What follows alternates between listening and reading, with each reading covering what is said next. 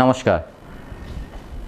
বিদ্যালয় শিক্ষা দপ্তর, পশ্চিমবঙ্গ সরকার এবং Jagadish Bose national science talent সার্চের যৌথ উদ্যোগে আমরা যে sensitization cum teachers training for the children with special need তাদেরকে নিয়ে ইনক্লুসিভ এডুকেশনের জন্য যে ট্রেনিংয়ের ব্যবস্থা করেছি, তার প্রথম পর্যায়ের আজকে প্রথম দিন।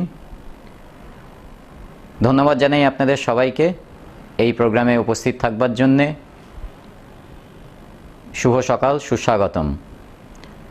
আমি আজকে প্রথমেই যাকে আমাদের সাথে পেয়েছি রয়েছেন Jagadish Bose national science talent সার্চের director professor Maitreyi Bhattacharya. Professor Bhattacharya প্রায় বিগত 30 বছর ধরে শিক্ষকতার সাথে যুক্ত।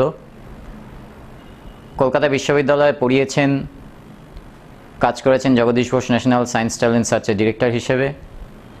বহু ছাত্রছাত্রী তার হাত দিয়ে বেরিয়েছে। 22টির ওপরে পিএইচডি স্টুডেন্টস তিনি পিএইচডি করিয়েছেন ছাত্রছাত্রীদের। এবং এরকম একটা অনুষ্ঠানে ইনাগোরাল ভাষণের জন্যে আমি প্রফেসর মৈত্রী ভট্টাচার্যকেই রিকোয়েস্ট করব ওনার বক্তব্য রাখবার জন্যে। সুস্বাগতম।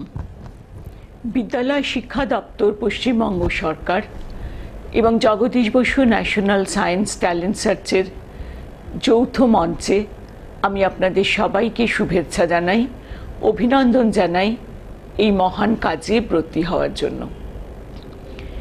এই উদ্যোগ অত্যন্ত মহান। সারা পৃথিবীতে যখন 240 মিলিয়ন শিশু রয়েছেন যাদের মধ্যে নানা রকম প্রতিবন্ধকতা রয়েছে, তখন শিক্ষায় তাদের অন্তর্ভুক্তিকরণ নিঃসন্দেহে অত্যন্ত গুরুত্বপূর্ণ একটি পদক্ষেপ। আমরা পশ্চিমবঙ্গ আজ শিক্ষক সমাজ অগ্রণী হয়ে এই কাজে অংশগ্রহণ করতে পারছি, এটা নিঃসন্দেহে অত্যন্ত আনন্দের বিষয়। আপনারা ইতিমধ্যেই জেনে গেছেন যে teachers sensitization cum orientation and training programme on inclusive education for the children with special needs, এটাই আমাদের লক্ষ্য। এই যে শিশুরা যাদের জন্য অনেক বিশেষ প্রয়োজনীয়তা রয়েছে, তাদের মধ্যে নানান ধরনের ঘাটতি রয়েছে, প্রতিবন্ধকতা রয়েছে, কিন্তু এই যে প্রতিস্পর্ধী শিক্ষা, যাতে তারা আমাদের সবার সঙ্গে একই ক্লাসরুমে বসে অন্য ছাত্রদের সঙ্গে শিক্ষা গ্রহণ করবে, তাদের জন্য এটি অত্যন্ত তাৎপর্যপূর্ণ ব্যাপার। পশ্চিমবঙ্গ শিক্ষার ক্ষেত্রে সারা ভারতবর্ষেই একটি গুরুত্বপূর্ণ জায়গা চিরদিনই দখল করে এসেছে। বিদ্যালয় শিক্ষা আমাদের অত্যন্ত আদরের বিষয় এবং আমাদের সমগ্র শিক্ষক সমাজের কাছে অত্যন্ত গুরুত্ব দিয়েই এই শিক্ষাকে সম্পূর্ণ করার প্রয়াস করা হয়। আজকে সামাজিক বিকাশের জন্য সবাইকে একসাথে নিয়ে এগিয়ে চলতে হবে। আপনারা যে শিক্ষকেরা এই কাজে এগিয়ে এসেছেন, আপনারা অত্যন্ত সাগ্রহে প্রথম থেকেই এই ট্রেনিংয়ের জন্য নিজেদেরকে অন্তর্ভুক্ত করেছেন, তাতে আমরা খুব আনন্দিত। সত্যি বলতে কি, আমরা নিজেরাও ভাবিনি আপনাদের কাছ থেকে এতটা সাড়া পাব। এত দ্রুত আপনারা রেজিস্টার করেছেন যে আমরা সত্যি খুব আনন্দিত হয়েছি। আমরা বিদ্যালয় শিক্ষা দপ্তর এবং Jagadish Basu national science talent সার্চের মধ্যে বারে বারে আলোচনা করেছি আমাদের কর্মপদ্ধতি সচেতনতা বৃদ্ধির জন্য প্রত্যেকটি পদক্ষেপ নিয়ে আমরা সুচারুভাবে আপনাদের জন্য অত্যন্ত সুবিবেচক এক্সপার্টদেরকে আপনাদের রিসোর্স পার্সন করেছি। আপনারা দেখতেই পাবেন যে তারা আপনাদের সচেতনতা বৃদ্ধি, আপনাদের মানসিকতাকে তৈরি করার জন্য এবং আগামী দিনে এই শিশুদেরকে আমরা ক্লাসে কিভাবে তাদেরকে যত্ন করব, কিভাবে তাদেরকে আগামী দিনের পথে এগিয়ে দেব, এই নিয়ে আপনাদেরকে সুনির্দিষ্ট গাইডলাইন দেওয়া হবে। এই প্রসঙ্গে আমি আপনাদের সবাইকে মনে করাতে চাই যে 1992 সাল থেকেই international day of persons with disabilities পালিত হতো প্রতি বছর 3রা ডিসেম্বর, এবং সেই পথ ধরেই 2018-র থিম হলো ইনক্লুসিভ এডুকেশন। কাদেরকে ইনক্লুশন করব না, সেই সব শিশুদের যাদের মধ্যে কোনো রকমের প্রতিবন্ধকতা রয়েছে। প্রতিবন্ধকতার নানান রকম রূপ রয়েছে, আমরা সবাই এখন জানি, সেখানে অসংখ্য বৈচিত্র্য। এবং এই যে এত রকমের বৈচিত্র্য, এই শিশুদের মধ্যে কিন্তু দেখা যায় তাদের ভিন্ন রকমের যোগ্যতা আবার তাদের রয়েছে। কাজেই আমাদের কিন্তু শিক্ষার আরও একটা লক্ষ্য এদের মধ্যে যে সুপ্ত প্রতিভা, সুপ্ত যোগ্যতা, সেটাকেও খুঁজে বার করা।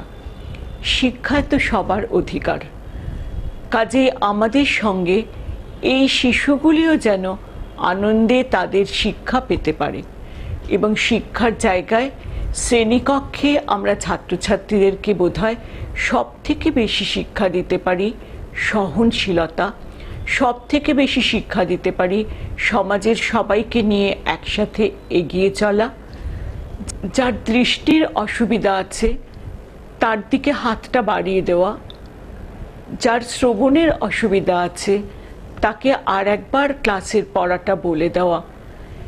সুতরাং ইনক্লুসিভ এডুকেশনের মাধ্যমে শিক্ষার্থীদের আরও যে শিক্ষা হবে, সেটা কিন্তু আমাদের সামগ্রিক সমাজের পক্ষে অত্যন্ত কল্যাণকর। আমরা শিক্ষকেরা আমরাই পারি সমাজকে গড়তে, আর ভারতবর্ষে পশ্চিমবঙ্গ শিক্ষায়, বিজ্ঞানে, সংস্কৃতিতে চিরদিনই তার নিজের একটা উজ্জ্বল স্বাক্ষর রেখে এসেছে। তাই আপনারা যারা সবাই শিক্ষক, আমার মতোই আমিও শিক্ষক, সকলে মিলে আমরা যখন সমাজকে উন্নতি করার জন্য কোনো একটা লক্ষ্যে এগিয়ে যাব, সেখানে আমরা কিন্তু ভাবব এই শিশুগুলো যাদেরকে হয়তো বাবা মায়েরা কখনো লজ্জা পেয়েছেন তাদের নিয়ে, কখনো হয়তো বাবা মায়েরা চিন্তিত হয়েছেন কিভাবে এদেরকে এগিয়ে দেব, তাদের সবার জন্য এটা কিন্তু একটা বিরাট প্রয়োজনীয় কাজ। যেমন তেমনি অভিভাবক, শিক্ষার্থী, শিক্ষক এবং সমাজ, এদের সবার মধ্যে একটা মেলবন্ধন। ধন্যবাদ প্রফেসর ভট্টাচার্য, খুব সুন্দর স্বাগতম ভাষণ দিলেন উনি। আমরা সবাই শুনলাম, দেখে নিলাম যে আগামী দিনগুলোতে এই ইনক্লুসিভ এডুকেশনের ফলাফল কি হতে পারে, সে সম্বন্ধে 2-4টি উদাহরণই উনি দিয়েছেন। আশা করব ওনার যে বক্তব্য, ওনার যে উপদেশ, সেগুলো আপনারা সবাই মন দিয়ে শুনেছেন এবং আগামী দিনে ক্লাসে ফিরে গিয়ে কাজে লাগাবেন। এরপর আমাদের সাথে রয়েছেন doctor Sarajit Manna, student advisor, Jagadish Bose national science talent search.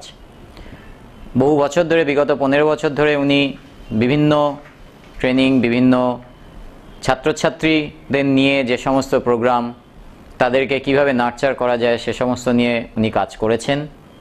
অভিজ্ঞতা রয়েছে বিভিন্ন টিচার্স ট্রেনিং প্রোগ্রামে ক্লাস নেওয়ার, এবং আরও বিজ্ঞানভিত্তিক যে সমস্ত গবেষণার বিষয় সে সমস্ত নিয়েও কাজ করেছেন। ইনক্লুসিভ এডুকেশন মানে তো শুধুমাত্র প্রতিবন্ধী বললে শেষ হয় না, সবাইকে নিয়েই ইনক্লুসিভ এডুকেশন। সুতরাং সবার মধ্যে আমরা কিভাবে ইনক্লুসিভ এডুকেশনের যে ভাবধারা সেটা ছড়িয়ে দেব, সে সম্বন্ধে উনি 2-4টে কথা বলবেন। বৈচিত্র্যময়তাই হচ্ছে আমাদের প্রকৃতির একটা বড় বৈশিষ্ট্য। আমাদের প্রকৃতিতে নানা জিনিসের মধ্যে অনেক রকমের বৈচিত্র্য থাকে, সেটা সমাজের বিভিন্ন দিকেই হোক, কোনো জিনিসপত্রেই হোক, বা আমাদের যে বিবর্তন হয়েছে, মানে মানুষের যে জীবজগতে শ্রেষ্ঠত্ব স্বীকৃতি পেয়েছে সেই ইভলিউশনের পথেই হোক, সেই বৈচিত্র্যময়তার হাত ধরেই মানে ক্রমাগত উন্নতি ঘটেছে মানব সমাজের। তো সেই রকমই সমাজের একটা গুরুত্বপূর্ণ দিক যারা ভবিষ্যতের সমাজের বাহক ধারক সেই ছাত্রশ্রেণী, সেই ছাত্রশ্রেণীর মধ্যেও কিন্তু অসংখ্য বৈচিত্র্য আমাদের চোখে পড়ে। তো সেই বৈচিত্র্যের ধারক এবং বাহক হলো আমাদের যুব সমাজ, ছাত্রছাত্রী সমাজ। তো এই ছাত্রছাত্রীদের মধ্যেও আমরা দেখি যে অনেক রকমের বৈচিত্র্য লক্ষ্য করা যায়। কেউ কেউ আছে খুব কোনো একটা বিশেষ বিষয়ে খুব বিশেষ পারদর্শী, আবার কেউ কেউ একটা অন্য হাতের কাজে। কিন্তু দেখা যায় যে আমাদের এই ছাত্রছাত্রী সমাজের মধ্যে অনেকের অনেক রকম প্রবলেমসও থাকে। তো যাদেরকে আমরা শুধু প্রবলেম বললে এগুলোকে ঠিকঠাক ব্যাখ্যা করা যায় না, আমরা যদি উল্টোভাবে বলি যে তারা স্পেশালি এবলড, অর্থাৎ কোন একটা বিষয়ে পারদর্শী কিন্তু কোথাও অন্য কোনো দিকে একটা কোথাও ল্যাকিং কিছু থেকে থাকে। কিন্তু এই সমস্ত ছাত্রছাত্রীরা তাদের স্পেসিফিক কোনো একটা নির্দিষ্ট দিক না দিয়ে সমাজের মূল স্রোতের সঙ্গে মিলে মিশে সবাইকে যদি নিয়ে এগোনো যায়, তাহলে আমাদের সমাজের পক্ষে তা কল্যাণকর হবে।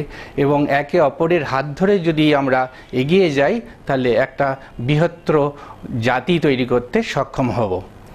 তো এই ছাত্রছাত্রী সমাজকে ঠিকঠাকভাবে পরিচালনা করার দায়িত্ব আমাদের শিক্ষক সমাজের। তো সেই শিক্ষক শিক্ষিকারা যাতে এই সমস্ত ছাত্রছাত্রীদের একসঙ্গে সামগ্রিকভাবে তাদের শিক্ষার আঙিনায় নিয়ে এসে একে অপরের হাত ধরে এগিয়ে নিয়ে যেতে সাহায্য করে, তাহলে আমাদের সমাজের কল্যাণ হবে। তাহলেই দেখা যাচ্ছে যে শিক্ষক শিক্ষিকারা আমাদের এই সমাজ গড়ার কারিগর হিসাবে একটা গুরুত্বপূর্ণ জায়গা কিন্তু ক্যারি করেন। তো এই শিক্ষকদেরও তাহলে সামগ্রিকভাবে একটু নলেজ থাকা দরকার এই সমস্ত ছাত্রছাত্রীদেরকে কিভাবে তারা হ্যান্ডেল করবেন, কিভাবে তারা একে অপরের সহযোগিতার মাধ্যমে, অর্থাৎ যে শিক্ষার আঙিনায় ইনক্লুসিভনেসটা ইনকর্পোরেট করার যে প্রচেষ্টা সেটা রপ্ত করা উচিত। তো সেই হিসাবে JBNSTS এবং স্কুল এডুকেশন ডিপার্টমেন্টের উদ্যোগে যে এই প্রোগ্রাম CWSN, সেটাকে যথেষ্ট সাধুবাদ জানাতে হয়। ধন্যবাদ সরজিৎ, খুব চমৎকারভাবে আপনি জানিয়েছেন আমাদেরকে যে এই ধরনের ট্রেনিং, এবং সেই ট্রেনিং যদি আমরা গিয়ে ছাত্রছাত্রীদের মধ্যে ছড়িয়ে দিতে পারি এবং তাদেরকে ইনক্লুসিভ ক্লাসরুমে নিয়ে আসতে পারি, একটা চমকপ্রদ ব্যাপার হতে চলেছে।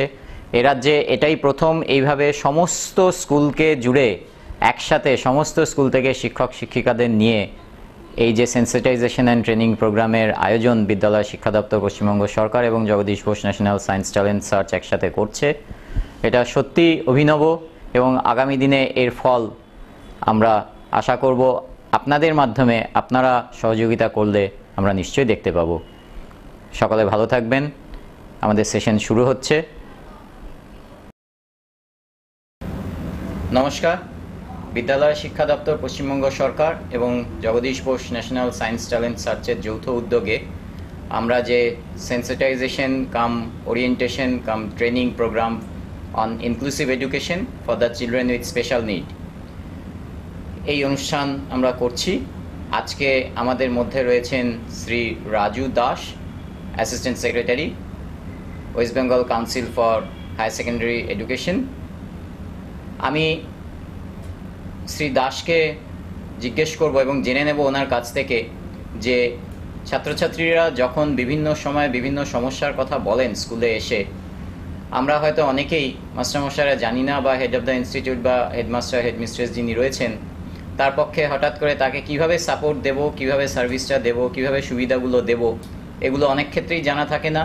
এবং কি কি পেতে পারি, কি করতে লাগবে, কখন কি দরকার, হঠাৎ করে আমাকে এসে কোনো একটা সমস্যার কথা বলল, আমি কি তাকে দিতে পারবো কি পারবো না, এই সমস্ত প্রশ্ন আমরা শ্রী দাসের কাছে রেখেছি এবং আমরা শুনে নেব ওনার মুখ থেকে যে আমাদের কি করণীয় এবং কি কি ফেসিলিটিসের আমাদের সাথে রয়েছে যেগুলো আমরা ছাত্রছাত্রীদের প্রোভাইড করতে পারি যাতে তারা ভবিষ্যতে আরও এগিয়ে যেতে পারে। আমরা মূলত এখানে যেটা জানবো ওনার কাছ থেকে, হায়ার সেকেন্ডারি কাউন্সিল ক্লাস 11-12কে নিয়ে ডিল করেন, সো ন্যাচারালি সেই লেভেলে যে সমস্ত ছাত্রছাত্রীরা রয়েছে তারা কিভাবে সুযোগ সুবিধা পেতে পারে সে বিষয় নিয়ে। নমস্কার। জেলা বিদ্যালয় শিক্ষা দপ্তর, পশ্চিমবঙ্গ সরকার এবং JBNSTS এর যৌথ উদ্যোগে আজকে যে CWSN বাচ্চাদের ইনক্লুসিভ এডুকেশনের আওতায় বিদ্যালয় শিক্ষায় অন্তর্ভুক্তিকরণের যে বিষয়ে আলোচনা চলছে, সেখানে সবার প্রথমেই আমি ধন্যবাদ জানাই শিক্ষা দপ্তর, পশ্চিমবঙ্গ সরকার এবং JBNSTS এর অধিকর্তা সকলকে। এবং এই যে প্রশ্ন উনি আমার কাছে রাখলেন, এখানে বলা বাহুল্য যে অনেক স্টুডেন্ট থাকে যারা এসে স্কুলে বলতে পারে না, তাদেরকে চিহ্নিতকরণ করার প্রয়োজন। অনেকের অনেক সমস্যা থাকে, অনেকের বিভিন্ন রকম সমস্যার মধ্যে দিয়ে তারা যায়। প্রথমেই তাদেরকে চিহ্নিতকরণ করা প্রয়োজন এবং তার জন্যই তাদেরকে বিদ্যালয় প্রধানদের বা বিদ্যালয়ের অন্যান্য শিক্ষক শিক্ষিকা শিক্ষাকর্মীদের এগিয়ে আসতে হবে তাদেরকে আইডেন্টিফিকেশনের জন্য। এবং তাদেরকে যখন আইডেন্টিফাইড তারা হবেন, এক একজনের এক এক রকম সমস্যা। আপনারা সকলেই জানেন যে disability is a multifunctional disease, বিভিন্ন ধরনের ডিসেবিলিটি রয়েছে।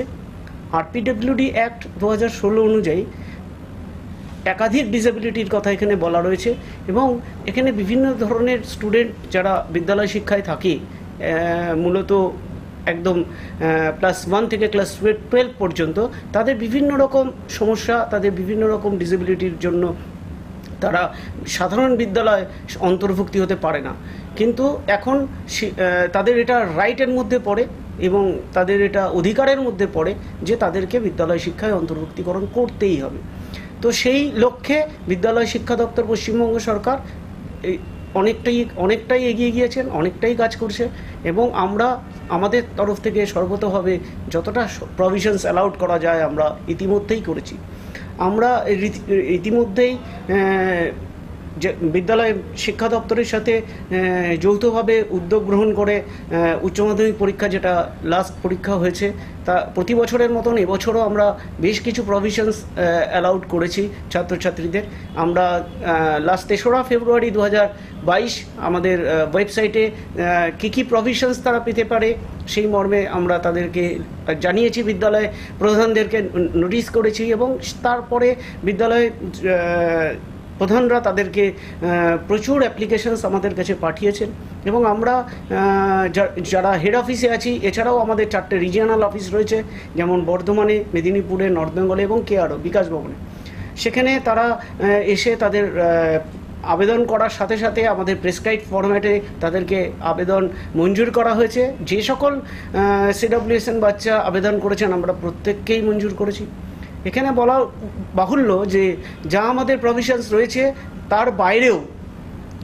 তার বাইরেও আমরা যদি কেউ কোনো রকম আবেদন করে থাকেন, যেমন আমার স্মৃতিতে আছে একটি বাচ্চা আবেদন করেছিলেন যে তার একজন নন অ্যাকাডেমিক পার্সন পরীক্ষার সময় থাকলে ভালো। আপনারা জানবেন যে অনেক স্টুডেন্ট থাকেন যা তার মা আমাদের কাছে এসে বলছেন যে সে হয়তো একটা দাগের কোশ্চেনের উত্তর লেখার সময় সে উত্তরটা লিখতে গিয়ে সে আটকে গেছে, পারছে না, সে ওখানেই আটকে থাকবে। সুতরাং তার সাথে যদি একজন লোক থাকে এবং সে যদি তাকে বলে যে তুমি তার পরের উত্তরটা চেষ্টা করো, সেটা তো অনেক সহজ, পারবে, সে কিন্তু তার পরের উত্তরটাই যাচ্ছে। এই রকম একটি আবেদন আমাদের কাছে আসায় আমাদের সংসদ সভাপতি এবং মাননীয় সংসদ সচিব তৎক্ষণাৎ সেটা গুরুত্ব সহকারে বিবেচনা করে এবং তাকে একটি নন অ্যাকাডেমিক পার্সন তাদেরকে অ্যালাউড করা হয় তার পরীক্ষার সময়। এবং আমি উল্লেখ করছি যে ছেলেটি প্রথম বিভাগে এবার উত্তীর্ণ হয়েছে। সুতরাং আমরা যদি যারা বিদ্যালয় শিক্ষার সাথে যুক্ত রয়েছি, বিভিন্ন প্রশাসনিকভাবে যুক্ত রয়েছি, তারা যদি সামান্য কিছু প্রভিশনস তাদেরকে অ্যালাউ করতে পারি, তাহলে তারা কিন্তু নর্মাল স্কুলে সাধারণ ছাত্রছাত্রীদের সাথে একই সাথেই পড়াশোনা করে এগিয়ে নিয়ে যেতে পারবে। তাতেই সমাজ এগোবে, দেশ এগোবে এবং রাজ্য এগোবে। ধন্যবাদ শ্রী দাস। কেননা আমরা জেনে নিলাম যে ছাত্রছাত্রীদের সুবিধা পাওয়ার ক্ষেত্রে কিন্তু খুব বিষয়ে যে জটিলতা রয়েছে তা নয়, শুধুমাত্র কতগুলো ইনফরমেশন যেগুলো আমাদেরকে জানতে হবে সঠিকভাবে এবং ওনাদের সাথে যোগাযোগ করতে হবে। এবং অনেক সময় যেটা হয় যে আমি কি সুবিধা পাবো, সেই সুবিধাটা পেতে গেলে আমার কাছে কি কি থাকতে লাগবে। অনেক সময় সার্টিফিকেটের ইস্যু হয়, অনেক সময় আমি জানি না যে কার কাছে যেতে হবে, কার কাছে গেলে আমি সুযোগ সুবিধাগুলো পেতে পারি এবং ভালোভাবে আরেকটু এগিয়ে যেতে পারি, পড়াশোনাটা চালিয়ে নিয়ে যেতে পারি। তো এ বিষয়ে আমি শ্রী দাসকে জিজ্ঞেস করেছিলাম এবং উনি আমাদের কি জানালেন সেটা শুনে নিই ওনার কাছ থেকেই। ধন্যবাদ। এখানে বলা বাহুল্য যে বহু স্টুডেন্ট আমরা এরকম দেখি যে যারা হয়তো তাদের ডিসেবিলিটি সার্টিফিকেটটা নেই বলে প্রভিশনস অ্যাপ্লাই করতে পারছে না। তো এইখানে আমার বিদ্যালয় প্রধানদের উদ্দেশ্যে, যেহেতু মূলত এটা সেন্সিটাইজেশন প্রোগ্রাম, ওরিয়েন্টেশন প্রোগ্রাম বিদ্যালয় প্রধানদের এবং বিদ্যালয়ের অন্যান্য সহশিক্ষকদের সাথে, সুতরাং আপনাদের উদ্দেশ্যে আমার এটাই বলার যে আপনারা যদি এরকম কোনো স্টুডেন্ট দেখেন যে আপনাদের মনে হচ্ছে যে ছেলেটি একটু প্রভিশনস প্রয়োজন বা ওর কাছে ডিসেবিলিটি সার্টিফিকেটটা নেই, তো আপনারা বিদ্যালয়ের তরফ থেকেও একটা জেলা শাসকের কাছে আবেদন করতে পারেন। একাধিক স্টুডেন্ট যদি কোথাও থেকে থাকে বা পার্শ্ববর্তী বিদ্যালয়গুলো মিলে 4টে 5টে 6টা বিদ্যালয় মিলে যদি 8টা 10টা স্টুডেন্ট এরকম থেকে থাকে যার ডিসেবিলিটি সার্টিফিকেট নেই, আপনারা মনে করছেন তাদের দরকার, তো আপনারা ইমিডিয়েটলি জেলা শাসকের সাথে যোগাযোগ করতে পারেন, বিদ্যালয় শিক্ষা দপ্তরের সাথেও যোগাযোগ করতে পারেন, পশ্চিমবঙ্গ সরকারের সাথেও যোগাযোগ করতে পারেন। তাহলে একটা ক্যাম্প করেও তাদেরকে যদি ডিসেবিলিটি সার্টিফিকেট প্রোভাইড করা যায়, সেটা আমার মনে হয় ভীষণ ভালো উদ্যোগ হবে এবং আপনারা নিশ্চয়ই সে ব্যাপারে চেষ্টা করবেন। এবং অনেক ক্ষেত্রে এই ডিসেবিলিটি সার্টিফিকেটটা একটা বাধা হয়ে দাঁড়ায় প্রভিশনস পাওয়ার ক্ষেত্রে। তথাপিও আমি বলবো যে যাদের এই ধরনের ডিসেবিলিটি রয়েছে তারা সরাসরি বিদ্যালয় প্রধানদের কাছে যোগাযোগ করুন। বিদ্যালয় প্রধানদের উদ্দেশ্যে আমাদের এটাই বলার, প্যারেন্টসদের কাছে আমাদের বলার, তারা সমস্ত বিষয়টা খুলে বিদ্যালয় প্রধানকে বলুন। বিদ্যালয় প্রধান তাদের বিদ্যালয়ের যত স্টুডেন্ট আছে যাদের ক্লাস 11 বা ক্লাস 12-এর প্রভিশনস লাগবে, একটা লিস্ট করুন। লিস্ট করে কার কী ধরনের প্রভিশনস প্রয়োজন আমাদেরকে সেই লিস্ট এবং আনুষঙ্গিক কাগজপত্র দিয়ে আমাদের পরীক্ষার আগে যদি আমাদের এখানে পাঠানো হয়, সেটা রেসপেক্টিভ রিজিয়ন অফিসগুলোতেও আপনারা পাঠাতে পারেন, হেড অফিসেও পাঠাতে পারেন। আমরা তৎক্ষণাৎ সেইগুলো রিজলভ করব এবং সেগুলো তৎক্ষণাৎ তাদেরকে পারমিশন অ্যালাউ করব এবং সেগুলো তাদেরকে বিদ্যালয়কে আমরা মেল করেও জানিয়ে দিতে পারি আর হাতেও দিয়ে দিতে পারি, যাতে তারা দ্রুত পরীক্ষায় বসতে পারে। তারপরেও বলা থাকলো, আমরা এবছর আপনারা দেখেছেন যে 3রা ফেব্রুয়ারি আমরা ক্লাস 12-এর জন্য প্রভিশনস অ্যালাউ করেছি। এখানে বলা বাহুল্য যে একাদশ এবং দ্বাদশ শ্রেণীর পরীক্ষা সাধারণত একটা রিটেন পরীক্ষা হয়, প্রজেক্ট বেস পরীক্ষা হয় এবং প্র্যাকটিক্যাল বেস পরীক্ষাও চলে। তো আমরা ইতিমধ্যেই আমাদের সংসদ সভাপতি এবং সংসদ সচিব, মাননীয় সংসদ সচিব আমাদের প্রভিশনস আমাদেরকে অ্যালাউ করেছেন, আমাদেরকে অ্যাপ্রুভাল দিয়েছেন। আমরা দ্রুত সেই অ্যাপ্রুভালও আমরা আমাদের ওয়েবসাইটে আপলোড করব যে ক্লাস একাদশ শ্রেণী এবং দ্বাদশ শ্রেণীর লিখিত পরীক্ষা, প্র্যাকটিক্যাল পরীক্ষা এবং প্রজেক্ট পরীক্ষাতেও ছাত্রছাত্রীরা সমানভাবে সমান সুযোগ সুবিধে CWSN স্টুডেন্টসরা যাতে পায় সেই ব্যাপারে উদ্যোগ গ্রহণ করার জন্য আমরা বিদ্যালয় প্রধানদেরকে জানাবো। এই নোটিশ আমরা খুব দ্রুতই আপলোড করব। ধন্যবাদ জানাবো শ্রী রাজু দাস মহাশয়কে। খুব সুন্দরভাবে আমাদের জানালেন যে কি ধরনের সুযোগ সুবিধাগুলো কিভাবে পেতে পারবো। এবং আপনারা জানেন যে দেখবেন আমাদের এই 3 দিন ব্যাপী যে প্রথম পর্বের ফার্স্ট ফেজে যে সেন্সিটাইজেশন প্রোগ্রাম আপনারা অ্যাটেন্ড করছেন আজকে, সেই পর্বে একটি সেশন আপনাদের থাকছে যেখানে আপনারা স্ক্রিনিং অ্যান্ড আইডেন্টিফিকেশন কিভাবে করতে লাগবে এই সমস্ত CWSN চিলড্রেনদের, সেটা খুব সহজেই আপনারা করতে পারবেন। সেই গাইডলাইনও আপনারা দেখতে পাবেন, আমরা আপনাদেরকে দিয়ে দেব। এবং প্রিলিমিনারি লেভেলে আপনারা সেটা করে কিন্তু যে ব্লক স্তরে স্পেশাল এডুকেটর রয়েছে তার সাথে যোগাযোগ করতে পারেন যদি সমস্যার সম্মুখীন হন। বিদ্যালয় শিক্ষা দপ্তরের ওয়েবসাইট, কাউন্সিলের ওয়েবসাইট, বোর্ডের ওয়েবসাইট, সমস্ত ওয়েবসাইটেই কিন্তু বিভিন্ন যে সুযোগ সুবিধার অর্ডার্স, সেই অর্ডার্স অ্যাভেলেবেল রয়েছে, সেইগুলো আপনারা দেখতে পারেন, যোগাযোগ করতে পারেন কাউন্সিলে, যোগাযোগ করতে পারেন বিদ্যালয় শিক্ষা দপ্তরে বা আপনাদের যে জেলা শাসকের দপ্তর রয়েছে সেখানে CMHO-তে যোগাযোগ করতে পারেন। সমস্যার সমাধান যদি আমরা করতে চাই খুব সহজেই করতে পারি, সমস্ত সুযোগ সুবিধা রয়েছে, শুধুমাত্র আরেকটু উদ্যোগী হতে লাগবে। সেটা কিন্তু বিদ্যালয় শিক্ষার সাথে যারা যুক্ত রয়েছেন, হেডমাস্টার মশাই রয়েছেন, হেড অফ দ্য ইনস্টিটিউট রয়েছেন, শিক্ষকরা রয়েছেন, সবাই মিলে যদি আমরা এগিয়ে যাই, সবাই মিলে যদি আরেকটু কোঅপারেটিভ হই, তাহলেই কিন্তু সমস্ত সুযোগ সুবিধাগুলো দিয়ে ছাত্রছাত্রীদের স্কুলের প্রতি আকৃষ্ট করতে পারবো। যে হয়তো স্কুলে আসতে চাইছিল না, এগুলো জানলে তারও হয়তো একটা স্কুলে আসার উৎসাহ জন্মাবে, উদ্যোগ হবে এবং আগামী দিনে সে হয়তো ভালো ফল করবে। আমরা আরও আরেকজনকে, ভালো মানুষকে আমরা সমাজের মধ্যে নিয়ে আসতে পারবো। ধন্যবাদ শ্রী দাস, ধন্যবাদ আপনার এই ব্যস্ত সময়ের মধ্যে থেকেও আমাদেরকে সময় দেওয়ার জন্য। আগামী দিনে আবার যখন দরকার হবে আমরা আপনাদের সাথে যোগাযোগ করব। নিশ্চয়ই। মাস্টারমশাইরা যারা পার্টিসিপেট করছেন তারা অবশ্যই যোগাযোগ করবেন। নিশ্চয়ই আমরা যোগাযোগ আশা করব করবেন। যে সমস্ত সুযোগ আপনারা সুবিধা আপনারা সবসময় দেবেন। যোগাযোগ করবেন। সংসদের সম্মানীয় সচিব এবং সম্মানীয় সভাপতি সহ আমরা সকলেই আধিকারিকরা রয়েছি, আপনাদের পাশে আছি সব ধরনের সহযোগিতা করার জন্য। আপনারা এই ওরিয়েন্টেশন প্রোগ্রামটায় অ্যাটেন্ড করুন। এর সর্বাঙ্গীন সাফল্য কামনা করছি। এটা 3টে স্লটে হবে। আপনারা নিশ্চয়ই তারপরে যদি আপনাদের কোনো কোয়ারিজ থাকে, কোনো কোয়েশ্চেন্স থাকে, আমাদের ওয়েবসাইটে আমার ব্যক্তিগতভাবে আমার পার্সোনাল মোবাইল নম্বরে আপনারা যোগাযোগ করতে পারেন। আমাদের অফিসেও এসে যোগাযোগ করতে পারেন, আমাদের রিজিয়ন অফিসে গিয়ে যোগাযোগ করতে পারেন, আপনারা মেল করতে পারেন। আপনাদের সমস্ত প্রশ্নের উত্তর আমরা দিতে রাজি আছি এবং দিয়ে থাকবো। আপনারা সকলে ভালো থাকবেন। এই অনুষ্ঠানের সর্বাঙ্গীন সাফল্য কামনা করি। ধন্যবাদ। ধন্যবাদ। নমস্কার। আজকে আমরা এই যে teachers sensitization cum orientation and training programme on inclusive education for the children with special needs, বিদ্যালয় শিক্ষা দপ্তর, পশ্চিমবঙ্গ সরকার এবং Jagadish Bose national science talent সার্চের যৌথ উদ্যোগে আমরা এই কাজটা করছি, যাতে করে কিনা চিলড্রেন উইথ স্পেশাল নিড যারা রয়েছে তাদেরকে ইনক্লুসিভ এডুকেশনে নিয়ে আসা যায়। তো আজকে আমরা সাথে পেয়েছি, আমাদের সাথে রয়েছেন শ্রীমতী মৌসুমী বন্দ্যোপাধ্যায় ভদ্র, deputy secretary examination, West Bengal board of secondary education.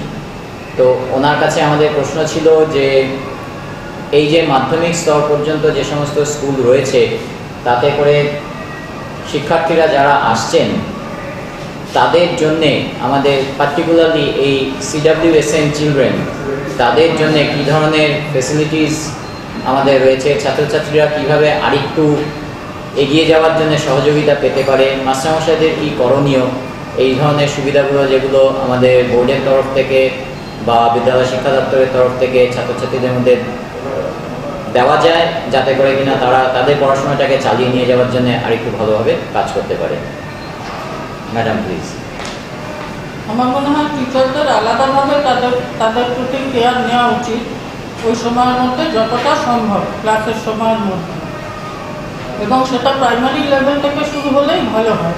তাহলে ডিটেক্টেড হয় যে ক্লাস 7-এ বা 8-এ বা 5-এ এসে ভর্তি হচ্ছে স্কুলে, তার কী প্রবলেম, হয়তো ততদিনে কী কী প্রবলেম গ্রো করে গেছে তার মধ্যে, সেটা টিচাররা জানতে পারছেন না, সকলে বুঝতেও পারছেন না। তাদের আলাদাভাবে বোঝানোর জন্য আমার মনে হয় একটা ওয়ার্কশপও করা উচিত টিচারদের নিয়ে।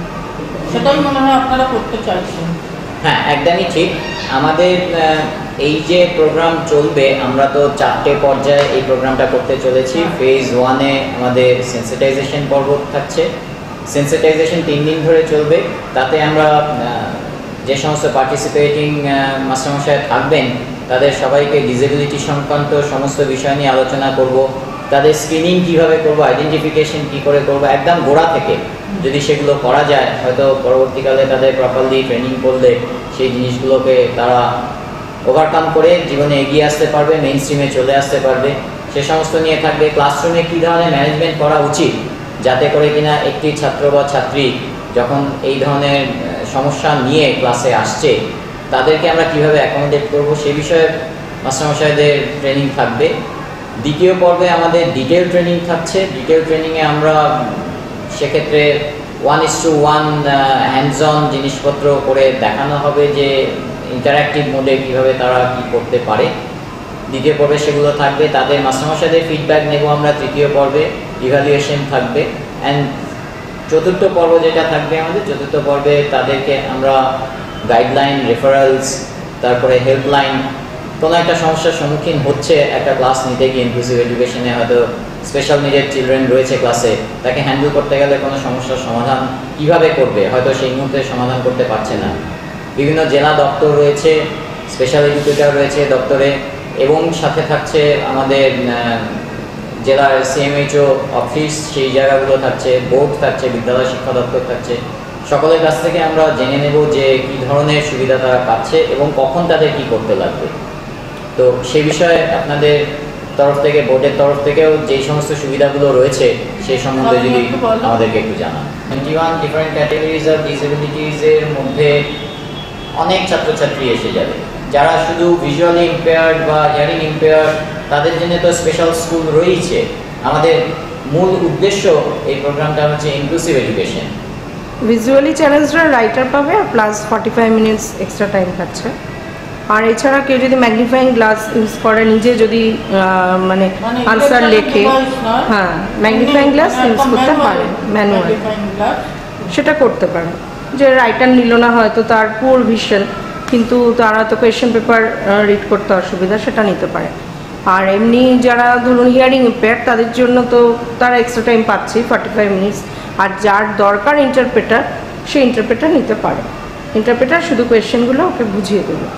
আচ্ছা, সেগুলো এই ধরনের যে সুবিধাগুলো নিতে গেলে মাস্টারমশাইদের কি করা উচিত? তারা কোথা থেকে জানবে যে কে কি পেতে পারে? সেগুলো আমাদের প্রেসক্রাইব প্রফর্মা আছে, সেগুলো ওয়েবসাইটেও রয়েছে। আর এমনি আমাদের দুটো সার্কুলারে মেনশন করা আছে, সেগুলো ফিল আপ করে জমা দিতে হবে।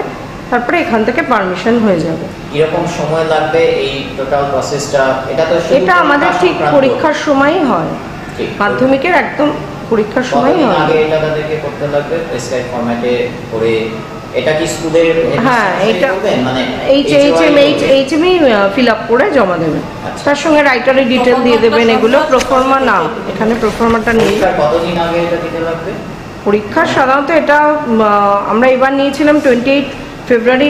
এটা কোনো লাস্ট ডেট হয় না, যদিও আমাদের একটা বলে দিয়েছিলাম যে 28 ফেব্রুয়ারির মধ্যে সাবমিট করতে হবে। কিন্তু তার মানে এই নয় যে তারপরে হলে, হ্যাঁ, এমনকি পরীক্ষা চলাকালীনও কেউ মেল করেছেন, ম্যাডাম তার পারমিশন করে আমরা সেখানে মেল করে দিয়েছি, এবং সেই মানে তার একটু টাইম তার লস হয়নি। সে অলরেডি ওখানে বসে গেছে, বোর্ড তাকে অ্যাপ্রুভাল দিয়ে দিয়েছে। যদি এই ধরনের সমস্যার সম্মুখীন হয়, আপনাদের সাথে যদি যোগাযোগ করে প্রফর্মা নিয়ে আসে, পরীক্ষা চলাকালীনও আমরা তাদের সুযোগ সুবিধা দিয়েছি। এটা তো খুবই সেটা সেন্টার থেকেই হবে, তার জন্য প্রফর্মাও সবসময় ফিল আপ করার দরকার নেই। সেন্টার সেক্রেটারি যদি ডিটেল জানিয়ে তার পার্মানেন্ট ডিসেবিলিটি রয়েছে সেটা জানিয়ে মেল করে দিলে ডিএস এক্সাম, হ্যাঁ মেল করে দিলেন, সেটা ভিত্তিতেই আমরা অ্যাকশন নিয়ে নিতে পারি। আচ্ছা আচ্ছা, এটা কি সবসময় আপনাদের এই কলকাতায় যে বোর্ড অফিস রয়েছে নিবেদিতা ভবনে, সেখানেই জানাতে হবে, নাকি জেলা স্তরেও কোনো দপ্তর রয়েছে? হ্যাঁ, রিজিওনাল অফিসে জানিয়ে দেবে। রিজিওনাল অফিস থেকে আমাদেরকে কমিউনিকেট করে দেবে। আমাদের প্রত্যেক জেলায় যে রিজিওনাল অফিস রয়েছে সেখানে আমাদের 4টা রিজিয়নে আছে। বর্ধমানে একটা, একটু যদি তার এটা বলেন। অ্যাড্রেসটা আমরা দিয়ে দেবো। বর্ধমানে একটা, মেদিনীপুর আর নর্থ বেঙ্গলে। ওখানে রিজিওনাল নর্থ বেঙ্গলে শিলিগুড়িতে রয়েছে। অ্যাড্রেস হচ্ছে কাঞ্চনজঙ্ঘা ভবন, পোস্ট অফিস, উত্তরবঙ্গ বিশ্ববিদ্যালয়, জেলা দার্জিলিং। আমাদের রিজিওনাল অফিসারের নাম হচ্ছে সুপ্রিয় সেন। আমাদের নর্থ বেঙ্গলের রিজিওনাল অফিসার সুপ্রিয় সেন। আমাদের অ্যাড্রেস হচ্ছে Kanchenjunga Bhawan, post office, north Bengal university, Darjeeling. ওনার ফোন নাম্বারও দিয়ে দিতে পারি, 70631 41178।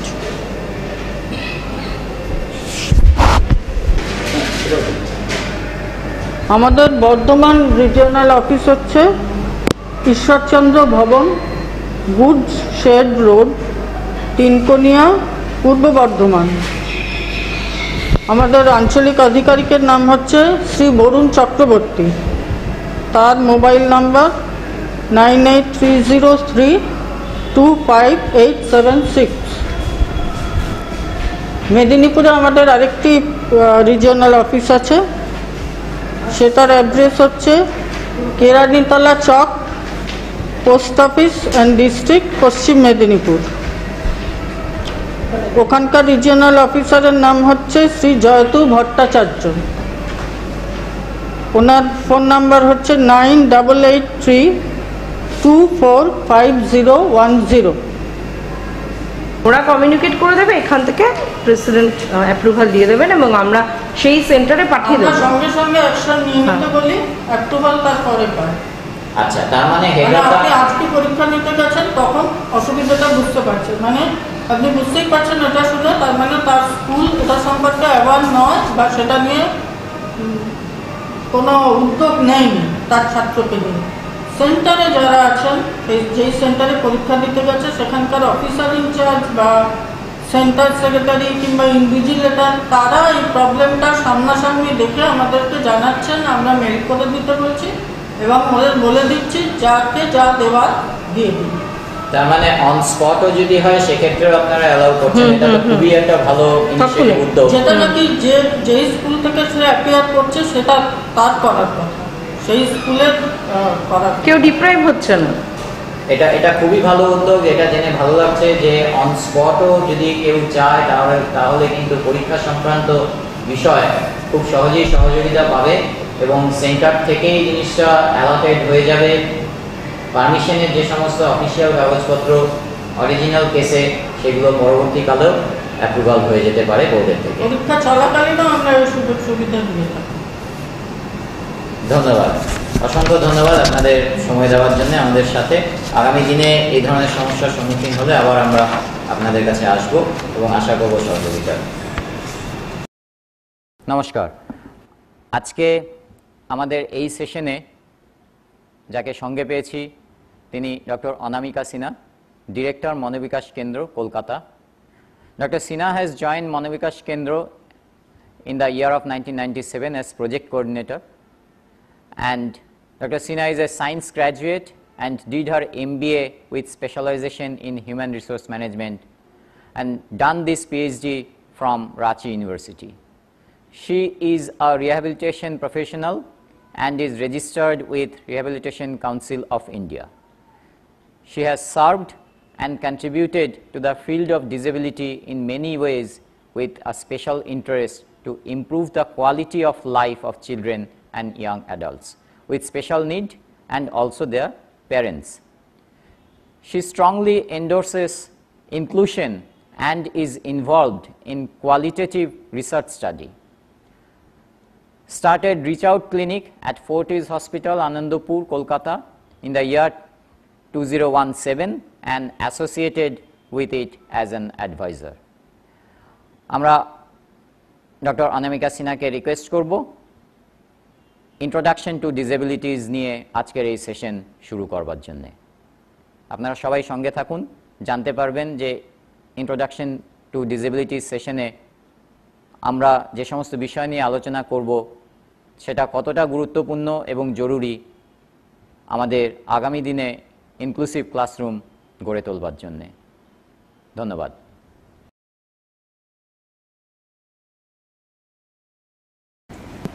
নমস্কার, আমি একজন শিক্ষিকা আর আমি বিশেষ চাহিদা সম্পন্ন শিশুদের নিয়ে কাজ করি। আপনারা সবাই শিক্ষার সঙ্গে যুক্ত আছেন। আজকে যে বিশিষ্টজনরা রয়েছেন, শিক্ষক শিক্ষিকারা রয়েছেন, আপনাদের সবার সঙ্গে আমিও একটা প্ল্যাটফর্মে এসে ভীষণ আনন্দিত।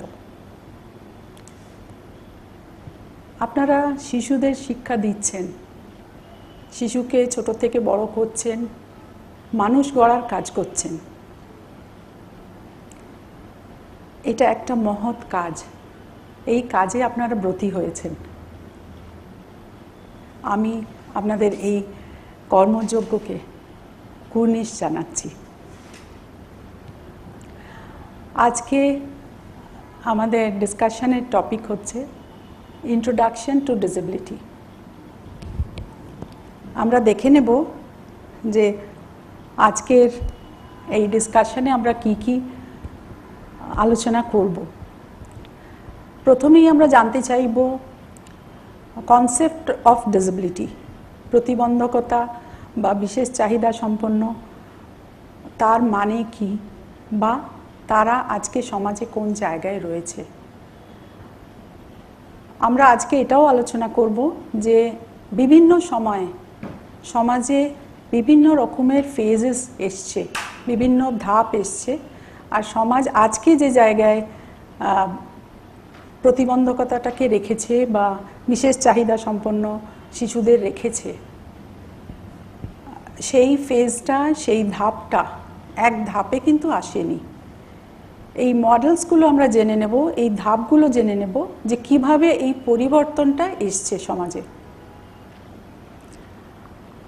আমাদের আইন ব্যবস্থা প্রতিবন্ধকতা যুক্ত মানুষজনকে, বিশেষ চাহিদা সম্পন্ন শিশুদের কিছু অধিকার দিয়েছে, তাদের সুযোগ সুবিধে করে দিয়েছে, বা তাদেরও সমাজে ওঠা চলা আর এগিয়ে যাবার জন্যে যে সুযোগগুলো করে দিয়েছে, সেই আইনটা আমরা জাস্ট একটু দেখে নেব।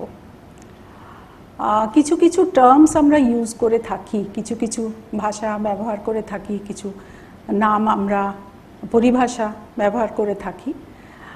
ডিসেবিলিটি, ইম্পেয়ারমেন্ট, হ্যান্ডিক্যাপ, এইসব পরিভাষাগুলো আমরা একটু দেখে নিতে চাই। WHO বিশ্ব স্বাস্থ্য সংগঠনের দিক থেকে কিছু ক্লাসিফিকেশন করা হয়েছে, যত রকমের প্রতিবন্ধকতা রয়েছে তাদের কিভাবে আলাদা আলাদা ভাগে ভাগ করা যায় সেই ব্যাপারটা আমরা একটু দেখে নেব। বিভিন্ন সময় আমরা বিভিন্ন নামে ডাকি যারা প্রতিবন্ধকতা যুক্ত মানুষ বা বিশেষ চাহিদা সম্পন্ন শিশুরা, exceptional, special need children, differently abled, বিভিন্ন নামে ডাকি। তো আমরা দেখে নেব যে কোন নামে ডাকলে বা কিভাবে বললে কাউকে আহত করা হবে না, অথচ আমরা আমাদের সঙ্গে নিয়ে সমাজের মূল স্রোতে এগিয়ে যেতে পারি। সব জায়গায় আমরা সমন্বয়নের কথা বলছি, ইনক্লুশনের কথা বলছি। দিস ইজ দ্য এরা অফ ইনক্লুশন অ্যাকচুয়ালি। তো এই সমন্বয়নের জন্য অনেক কিছু বাধা রয়েছে, যাতে আমরা এখনো বিশেষ চাহিদা সম্পন্ন শিশুদের মূল স্রোতে ফিরিয়ে নিতে পারিনি বা আমরা স্বীকার করতে পারিনি। সেই বাধাগুলো আমরা একটু দেখে নেব। অনেক এরম প্রতিবন্ধকতা যুক্ত মানুষজন আছেন যারা তাদের প্রতিবন্ধকতা কাটিয়ে, তার বাধা কাটিয়ে অনেক এগিয়ে গেছেন। তারা আর 5 জন সুস্থ মানুষ থেকে, সো কল সুস্থ মানুষ থেকে অনেকটা এগিয়ে, তারা আজকে সেলিব্রিটি, তাদের সবাই চেনে। তো আমরা ওই ধরনের এক্সাম্পলারি যারা উদাহরণ হয়ে গেছেন আমাদের সমাজে, তাদের দেখে নেব। আর বিভিন্ন সময়ে বিভিন্ন প্রশ্ন থাকে যে বিশেষ চাহিদা সম্পন্ন শিশুরা কি মূল স্রোতে রেগুলার স্কুলে আসতে পারে কি না, বা মেন্টাল ইলনেস বা মানসিক অবসাদ বা মানসিক যে কন্ডিশন সেগুলো কি মানসিক ইন্টেলেকচুয়ালি ইম্পেয়ার্ড সেই একই কিনা, বা বিভিন্ন রকমের প্রশ্ন। ওই প্রশ্নগুলো আমরা শেষে একটু দেখে নেব কিভাবে আমরা এগুলো সলভ করতে পারি আর কিভাবে আমরা মূল স্রোতে আবার সবাইকে নিয়ে একসাথে এগিয়ে যেতে পারি। প্রথমে আমরা জেনে নেব প্রতিবন্ধকতা নিয়ে কিছু তথ্য। এটা WHO বিশ্ব স্বাস্থ্য সংগঠন আর ওয়ার্ল্ড ব্যাংকের 2011-এর তথ্য। এখানে বলা হয়েছে 1 মিলিয়ন পিপল, মানে 100 কোটি মানুষ কোনো না কোনো ফর্মে তাদের প্রতিবন্ধকতা আছে, কম বা বেশি। আর সব থেকে আনফর্চুনেট যে তার মধ্যে 93 থেকে প্রায় 150 মিলিয়ন তারা শিশুরা। আরেকটা তথ্য আমরা দেখে নেব যে যেখানে সারা বিশ্বে 10 জন বাচ্চা স্কুলে যায়, তারা যেতে পারে স্কুলে, রেগুলার স্কুলে অ্যাটেন্ড করতে পারে, ক্লাস অ্যাটেন্ড করতে পারে, বিশেষ চাহিদা সম্পন্ন তখন 1 জন স্কুলে যেতে পারে। মানে 10 জনের মধ্যে যেখানে সো কল নন ডিসেবল বাচ্চারা 10 জন বাচ্চা স্কুলে যেতে পারে, সেই রেশিওটা হচ্ছে 10:1। একটা বাচ্চা যার বিশেষ চাহিদা সম্পন্ন সে স্কুলে যেতে পারে। এটা 2011-এর তথ্য। এবার আমরা দেখে নেব যে প্রতিবন্ধকতা আলাদা আলাদা সময়ে ডিসেবিলিটিকে কিভাবে দেখা হতো, বা সারা বিশ্বে বা আমাদের দেশে কিভাবে তাদের গ্রহণ করা হতো, সমাজ কিভাবে গ্রহণ করত, আর তাদের জায়গা কোথায় ছিল। আমরা এটা জানি বা দেখেছি যে প্রতিবন্ধকতা বা ডিসেবিলিটি সেটা কিন্তু বিভিন্ন সময় ইনএবিলিটি বা অক্ষমতার সিনোনিম ছিল। ডিসেবিলিটির আরেক নাম ছিল ইনএবিলিটি। তখনকার দিনে আমাদের সমাজ তাই ভাবনা চিন্তা রাখত। ইতিহাসে এটা দেখা হয়েছে যে বিভিন্ন সময় প্রতিবন্ধকতাকে বা ডিসেবিলিটিকে অন্যভাবে তাদের সঙ্গে ব্যবহার হতো, সেটা কিন্তু খুব পজিটিভ নয়। সমাজের ব্যবস্থা ওদের জন্যে একেবারে অন্যরকম ছিল। অনেক সময় এরম দেখা গেছে যে একদম ছোট শিশু জন্ম হবার পরেই তাদের প্রাণ হারাতে হয়েছে, কেননা তাদের মনে হয়েছে যে তাদের মধ্যে প্রতিবন্ধকতা রয়েছে। কিছু সময় পর এরকমও হয়েছে যে কোনো কোনো স্পেশাল ইনস্টিটিউশন বা সংস্থা যেখানে বা হোম যেখানে প্রতিবন্ধকতা যুক্ত যে ছেলে মেয়েরা বা প্রতিবন্ধকতা যুক্ত মানুষজনকে রাখা হয়েছে, আর ওদের কোনোভাবেই রেগুলার স্কুল বা মূল স্রোতের স্কুলগুলোতে কোনো জায়গা তাদের দেয়া হতো না। মোটামুটি কথা আমরা বলতে পারি যে অনেক আগে তখন প্রতিবন্ধকতাটাকে খুব ভালো চোখে দেখা হতো না, খুব পজিটিভ অ্যাটিটিউড ছিল না, আর একটা মানুষের জীবন তাকে কিন্তু ডিভ্যালিউড করা হতো, তাকে কিন্তু নিম্ন চোখে দেখা হতো। সময়ের সঙ্গে সঙ্গে সমাজ চেঞ্জ হয়েছে, অনেক পরিবর্তন এসছে, তার মনোভাবে পরিবর্তন এসছে।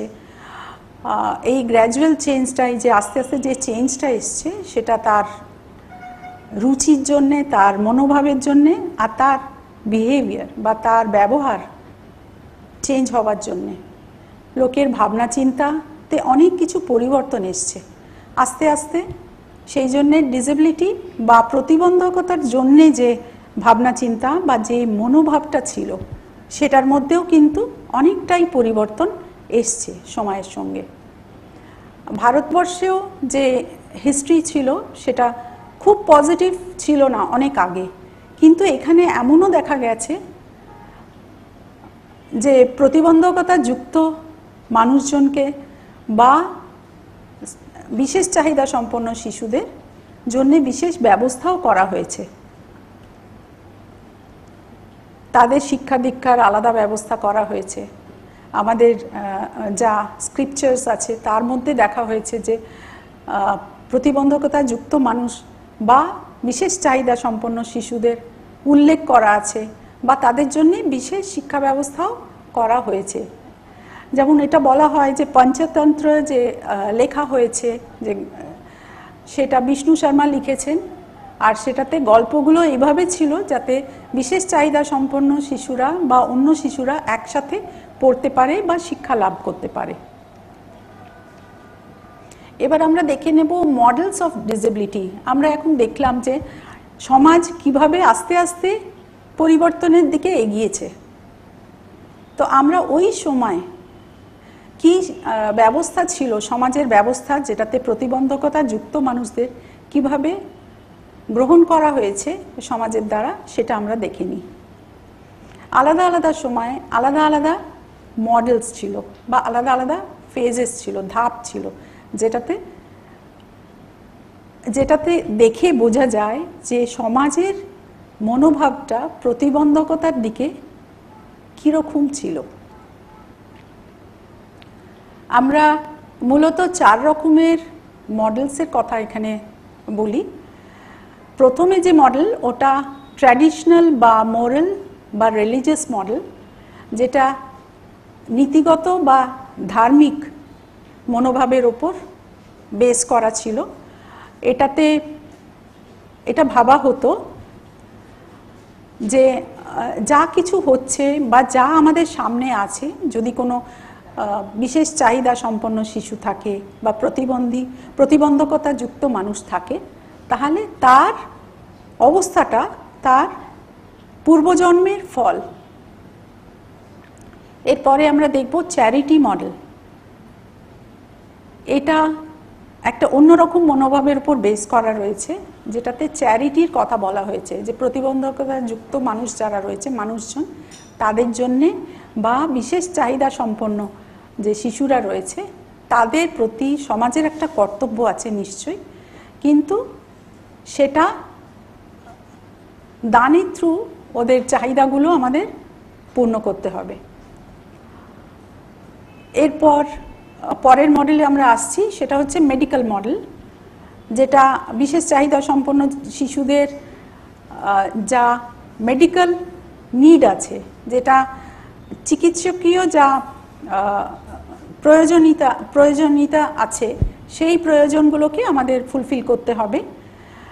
এরপর আমরা সমাজ আরেকটা ধাপ এগোলো, সেখানে হচ্ছে সোশ্যাল মডেল, যেখানে সমাজ প্রতিবন্ধকতা যুক্ত মানুষজনকে বা বিশেষ চাহিদা সম্পন্ন শিশুদের সমাজের মধ্যে একটা জায়গা করে দিল। এটা আমরা বলতে পারি social model of disability is the first step, যেখানে আমরা একটা ধাপ এগিয়েছি সমন্বয়নের দিকে। এবার আমরা একটু দেখে নিই মোরাল মডেল অফ ডিসেবিলিটি, যেটা আমরা জাস্ট এক্ষুনি আলোচনা করলাম। মোরাল মডেল মানে এটাতে এই সময় এই ফেজে এটা মানা হতো যে একটা শিশু যদি বিশেষ চাহিদা সম্পন্ন শিশু যে আমাদের কাছে এসছে, তার পূর্বজন্মের কোনো ফল, সেটার জন্যে কিন্তু ওর এই কন্ডিশন বা এই অবস্থা, বা বিশেষ চাহিদা সম্পন্ন এই কারণেই যে তার পূর্বজন্মে সে কোনো ভুল ত্রুটি করেছিল, সেটার জন্যেই আজকে তার এই অবস্থা। এটা আরেকটা মনে করা হতো যে তার কোনো ভুল কাজের জন্যে কোনো একটা অভিশাপে সে অভিশপ্ত, আর সেই জন্যে তার এই বিশেষ চাহিদা সম্পন্ন সে এসছে।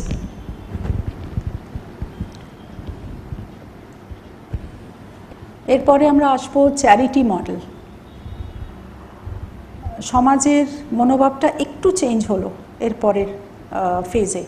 সেখানে এই ধারণা ছিল সমাজে যে যে কোনো বিশেষ চাহিদা সম্পন্ন শিশু, তার যা কিছু চাহিদা সেটা দেখা আর সেটা মেটানোর কর্তব্য সমাজের, কিন্তু সেটা সমাজ দানের মাধ্যমে এই কাজটা করবে। সেই জন্যে তাকে টাকা পয়সা দিয়ে বা ধন দিয়ে সেই সাহায্যটা করা হতো, যাতে তার চাহিদাগুলো মেটানো যায়, তার মেডিকেল আসপেক্টটা দেখা যায়, বা তার যা যা দরকার সেই দরকারের সমস্ত জিনিসগুলো ওকে দেয়া যায়,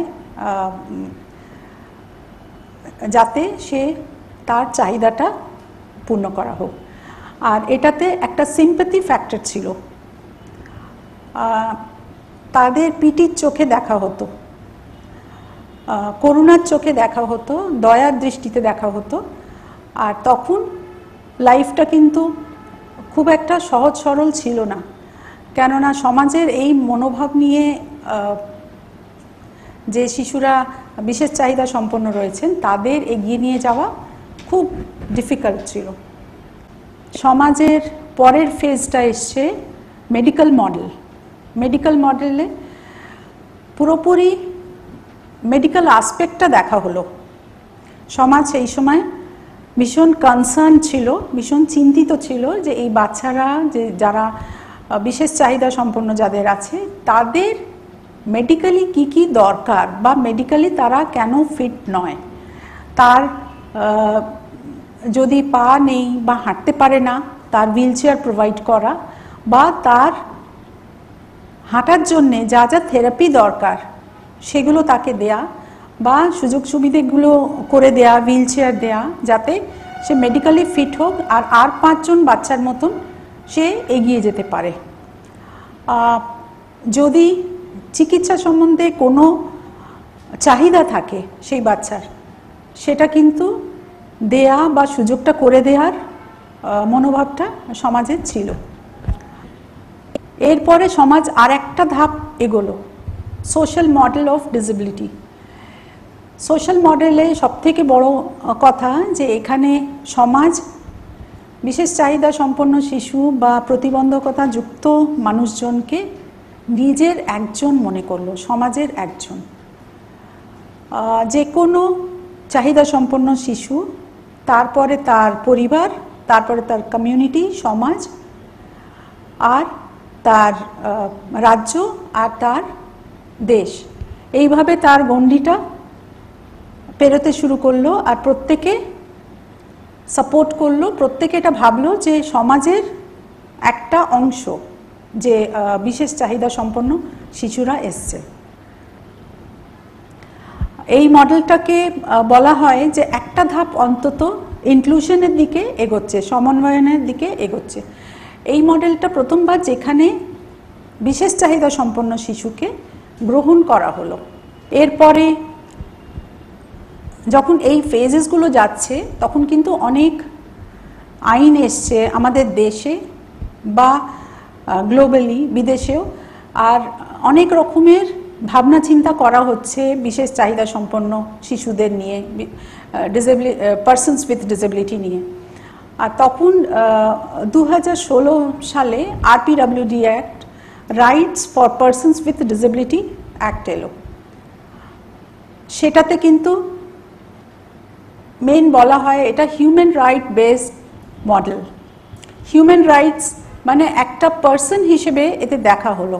এটা বলা হলো যে প্রত্যেকটা মানুষের যেমন একটা ডিগনিটি আছে, একটা মর্যাদা আছে, সেলফ রেসপেক্ট আছে, তেমন যে কোনো বিশেষ চাহিদা সম্পন্ন বা পারসনস উইথ ডিসেবিলিটিরও একটা নিজস্ব আইডেন্টিটি রয়েছে।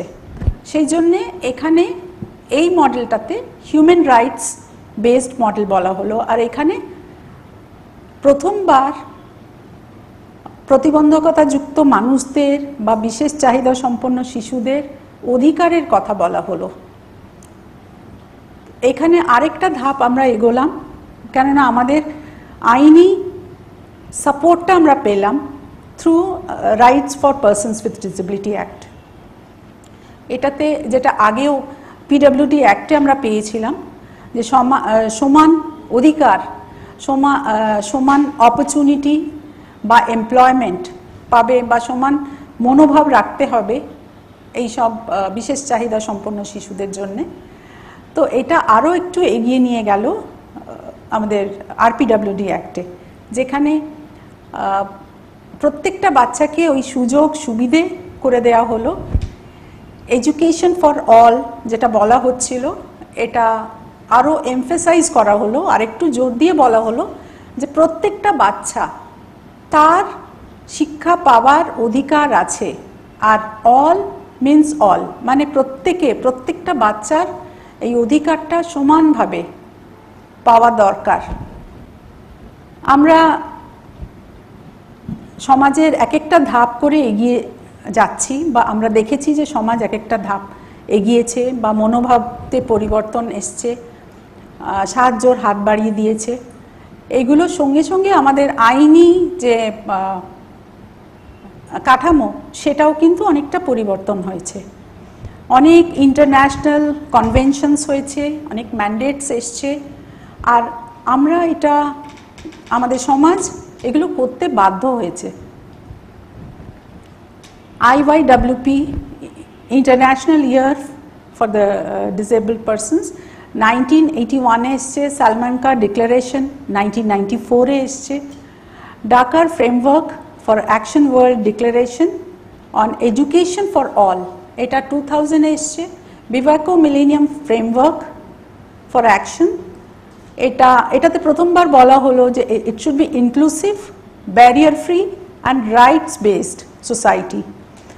সমাজে প্রত্যেককে সমান অধিকার দিতে হবে উইদাউট এনি ডিসক্রিমিনেশন, কোনো তফাৎ না করে, যে ডিসেবলড অ্যান্ড নন ডিসেবলড প্রত্যেকের জন্যে সমান অধিকার বা সমান সুযোগ করে দিতে হবে।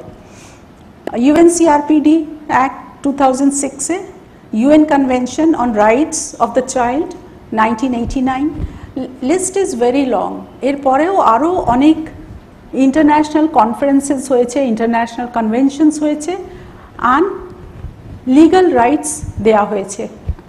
আমাদের দেশেও অনেক এরম আইনি সাহায্য আমাদের নিতে হয়েছে বা আইনি সুযোগ, আইনের থ্রু এই সুযোগগুলো করে দেয়া হয়েছে আমাদের বিশেষ চাহিদা সম্পন্ন শিশুদের জন্য।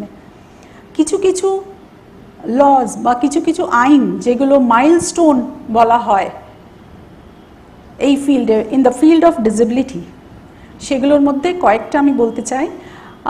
প্রথমেই আছে rehabilitation council of India act 2002-তে, right to education act 2009, rights of persons with disability act RPWD act 2016, national education policy 2020।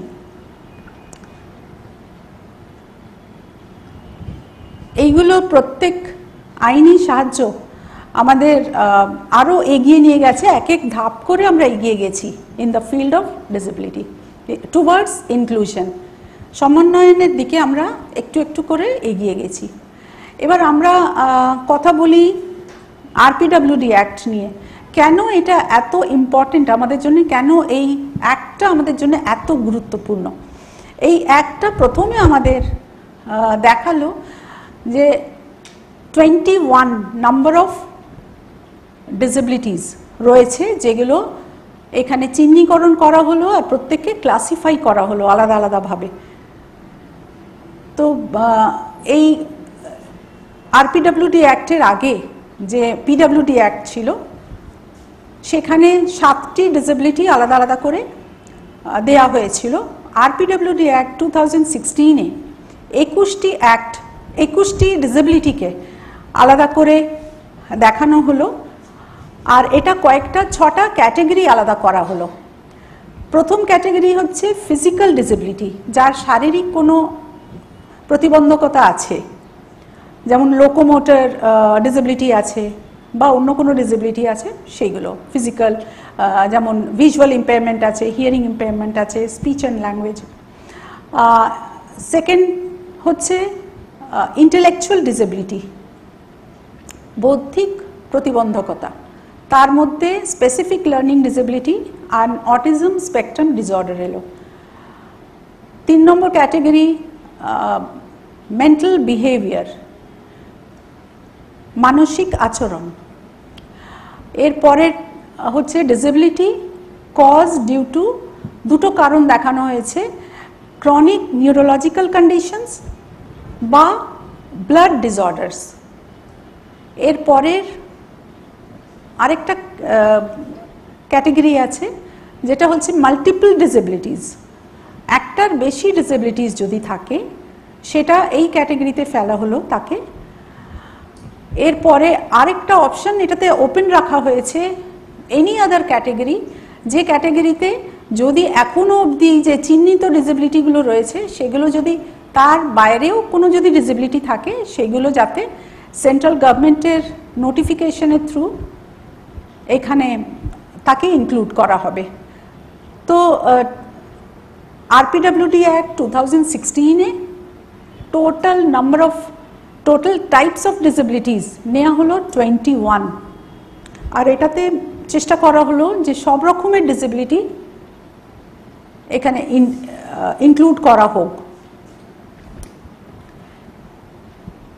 এবার আমরা জেনে নেব ICIDH মডেল বা বিশ্ব স্বাস্থ্য সংগঠন 1980-তে কীভাবে ডেফিনেশনসগুলো দেওয়া হলো of impairment, disability and handicap. এইগুলো তিনটেই খুব ইম্পর্টেন্ট টার্মস এই ফিল্ডে, in the field of disability. এগুলো ইন্টারন্যাশনাল ক্লাসিফিকেশনস কিভাবে করা হলো বা তার পরিভাষাগুলো কি সেগুলো আমরা একটু দেখে নেব। 1980-তে WHO দিক থেকে যে পরিভাষা দেয়া হয়েছে তার মধ্যে ইম্পেয়ারমেন্ট মানে হচ্ছে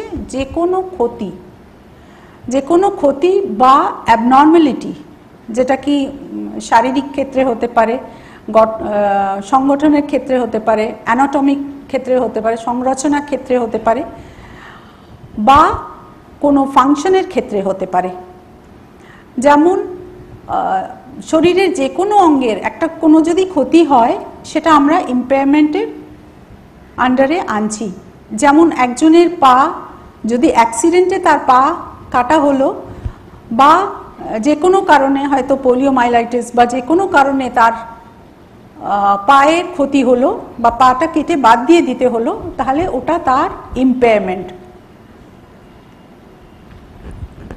পা যদি কাটা হয়ে গেছে বা কেটে গেছে বা নষ্ট হয়ে গেছে, ক্ষতি হয়ে গেছে, তাহলে কিন্তু তার হাঁটা চলাটা বাধিত হবে বা সেটা বাধাপ্রাপ্ত হবে। তো ডিউ টু ইম্পেয়ারমেন্টের জন্যে যেহেতু পাটা বাদ দিতে হয়েছে, সেহেতু তার মধ্যে একটা ডিসেবিলিটি এসছে, সেটা কিন্তু পাটা বাদ দেওয়ার জন্যে ওই ডিসেবিলিটিটা এসছে। তো এটা ওর হাঁটা চলাকে রেস্ট্রিক্ট করে দিচ্ছে, ওকে হুইল চেয়ার ইউজ করতে হচ্ছে, তাহলে ও স্বাভাবিক যে কাজকর্ম সেটা কিন্তু করতে পারছে না। তো আনএবল টু ওয়াক অ্যারাউন্ড, যে হাঁটাচলা করতে পারছে না, সেটা তার ডিসেবিলিটি, সেটা তার প্রতিবন্ধকতা। তো ইম্পেয়ারমেন্ট মানে পাটা কেটে বাদ দেওয়া হচ্ছে বলে সেটা তার ইম্পেয়ারমেন্ট হলো। আর ইম্পেয়ারমেন্টের জন্যে যে কাজটা করতে পারছে না, হাঁটাচলা করতে পারছে না, সেটা তার প্রতিবন্ধকতা হলো। হ্যান্ডিক্যাপটা এটা আরেকটা টার্ম যেটা ইম্পেয়ারমেন্ট আর ডিসেবিলিটির পরে আসছে। পাটা কেটে বাদ দেওয়া হলো সেটা কিন্তু ইম্পেয়ারমেন্ট, পাটা কেটে যাওয়ার জন্যে হাঁটাচলা করতে পারছে না সেটা হলো ডিসেবিলিটি। আর হাঁটাচলা করতে পারছে না বলে কিন্তু সোসাইটিতে কোনো ফাংশন অ্যাটেন্ড করতে পারছে না, বা এদিক ওদিক চলাফেরা করতে পারছে না, বা ডে টু ডে লাইফে তার দৈনন্দিন কাজটাও সে করে উঠতে পারছে না, সেটা তার হ্যান্ডিক্যাপ বা সেটা তার প্রতিবন্ধকতা। তো এইগুলো খুব সিমিলার টার্ম, কিন্তু তার মধ্যেও একটু একটু করে তফাৎ আছে, সেই তফাৎটা আমাদের বুঝতে হবে। এই পুরো মডেলটাকে বলা হয় লিনিয়ার মডেল। ইম্পেয়ারমেন্ট সেটার কনসিকুয়েন্টলি ডিসেবিলিটি আসছে, আর ডিসেবিলিটির কনসিকুয়েন্টলি হ্যান্ডিক্যাপড আসছে। ইম্পেয়ারমেন্ট হচ্ছে বলে কিন্তু ডিসেবিলিটি আসছে, আর ডিসেবিলিটি আসছে বলে হ্যান্ডিক্যাপ কন্ডিশন ক্রিয়েট হচ্ছে। WHO-তে এই মডেলটা একটু চেঞ্জ করা হলো, 2001-এ এটা চেঞ্জ করা হলো। এটা দেখা হলো যে just impairment, disability and handicap নয়, তাছাড়াও আরও কিছু কন্ডিশনস আছে যেগুলো কিন্তু এই পুরো ব্যাপারের সঙ্গে যুক্ত আছে। যেমন এটা ওয়ার্ল্ড হেলথ অর্গানাইজেশনের 2001-এ international classification of functioning, disability and health, এটাতে 3টে ফ্যাক্টর মেন দেখা হলো: ফাংশনিং, কিভাবে কি কাজ করছে, ডিসেবিলিটি অ্যান্ড তার হেলথ ফ্যাক্টর। হেলথ কন্ডিশনটা অ্যাড করা হলো, মাঝখানে যে 3টে রয়েছে ইম্পেয়ারমেন্ট, ডিসেবিলিটি অ্যান্ড হ্যান্ডিক্যাপ, সেটা কিন্তু রয়েছে। তাছাড়া আরও 3টে ফ্যাক্টর এখানে অ্যাড হলো। হেলথ কন্ডিশন, তার হেলথ কন্ডিশন কি সেটা ডিপেন্ড করে তার একটা পার্সন বা একটা পার্সন উইথ ডিসেবিলিটি, তার হেলথ কন্ডিশন কীরকম রয়েছে, সে ASD আছে বা অন্য কোনো ডিসেবিলিটি আছে, অটিজম স্পেকট্রাম ডিসঅর্ডার আছে বা অন্য কোনো ডিসেবিলিটি আছে তার সঙ্গে, সেটাকে কিন্তু কনসিডার করা দরকার, সেটাও মাথায় রাখা দরকার। তাছাড়া আর দুটো ফ্যাক্টর মাথায় রাখা দরকার। একটা আছে এনভায়রনমেন্টাল ফ্যাক্টরস, সে কোন পরিবেশে কিভাবে রয়েছে, কতটা সুযোগ সুবিধে পাচ্ছে সেটা জানা দরকার। অ্যান্ড এরপরে আরেকটা হচ্ছে পার্সোনাল ফ্যাক্টরস।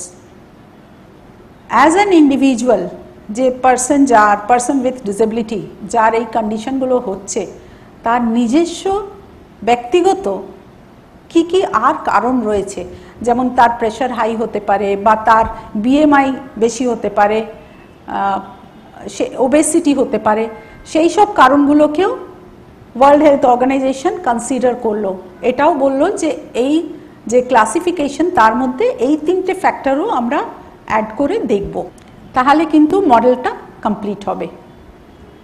2020-তে আরেকটা মডেল WHO এনেছে, যে মডেলটাতে আরও 3টে ফ্যাক্টর অ্যাড করা হয়েছে। বায়ো সাইকো সোশ্যাল মডেল, যেখানে কি বায়োস্ফিয়ারটা দেখা হলো, সে কোন জায়গায় আছে, কিভাবে কোন পরিবেশে রয়েছে সেটা দেখা হলো, কোন বায়োস্ফিয়ারে আছে, তার সাইকোলজিক্যাল বা মেন্টাল কন্ডিশন কি রয়েছে সেটা অ্যাড করা হলো, অ্যান্ড সোসাইটাল নর্মস কি রয়েছে, কীরকম সোসাইটিতে রয়েছে, ওখানে কালচার কি রয়েছে বা সোসাইটাল নর্মস কি রয়েছে, সেই 3টে ফ্যাক্টরও ওখানে অ্যাড করা হলো। এবার আমরা দেখব যে আমরা এতক্ষণ যে কথাগুলো বলছি, যাদের নিয়ে কথা বলছি, persons with disability or children with special need বা বিশেষ চাহিদা সম্পন্ন শিশু, তাদের অনেক রকম, অনেক সময়, অনেকভাবে আমরা ডেকে থাকি, জানতে অজান্তে। তো সেই নামগুলো আমরা যেগুলো দিচ্ছি সেটা এটা মাথায় রাখতে হবে আমাদের, যে এটা অ্যাপ্রোপ্রিয়েটলি আমরা বলছি কিনা, সঠিকভাবে ইউজ করছি কিনা, বা যে নামে ডাকছি সেই নামগুলোতে আমরা কাউকে আহত করছি না তো। সমাজে ওদের একটা আমাদের জায়গা দেয়া হয়েছে, সমাজে একটা জায়গা আছে, অ্যান্ড দে আর এম্পাওয়ার্ড, তাদের অধিকারগুলো দেয়া হয়েছে, যেটা আইনি অধিকার শুধু নয়, আমাদের সমাজ থেকেও মেনে নেওয়া হয়েছে, ওদের অ্যাকসেপ্ট করা হয়েছে। তারপর আমরা যদি কোনো এমন ল্যাঙ্গুয়েজ ইউজ করি বা এমন নামে ডাকি যেটা তাদের মর্যাদার এক্সপেক্টেড নয় বা অ্যাপ্রোপ্রিয়েট নয়, তাহলে কিন্তু আমাদেরও এটা জানতে হবে যে তাদের ডিগনিটিটা রেখে কি কি ল্যাঙ্গুয়েজ আমরা ইউজ করতে পারি বা কোন কোন ভাবে আমরা ডাকতে পারি। যেমন অনেক সময় সমাজের অনেক লোকেরা যেভাবে ডাকেন, হয়তো অজান্তেই এটা ডাকা হয়, কিন্তু আমাদের এটা জানা দরকার।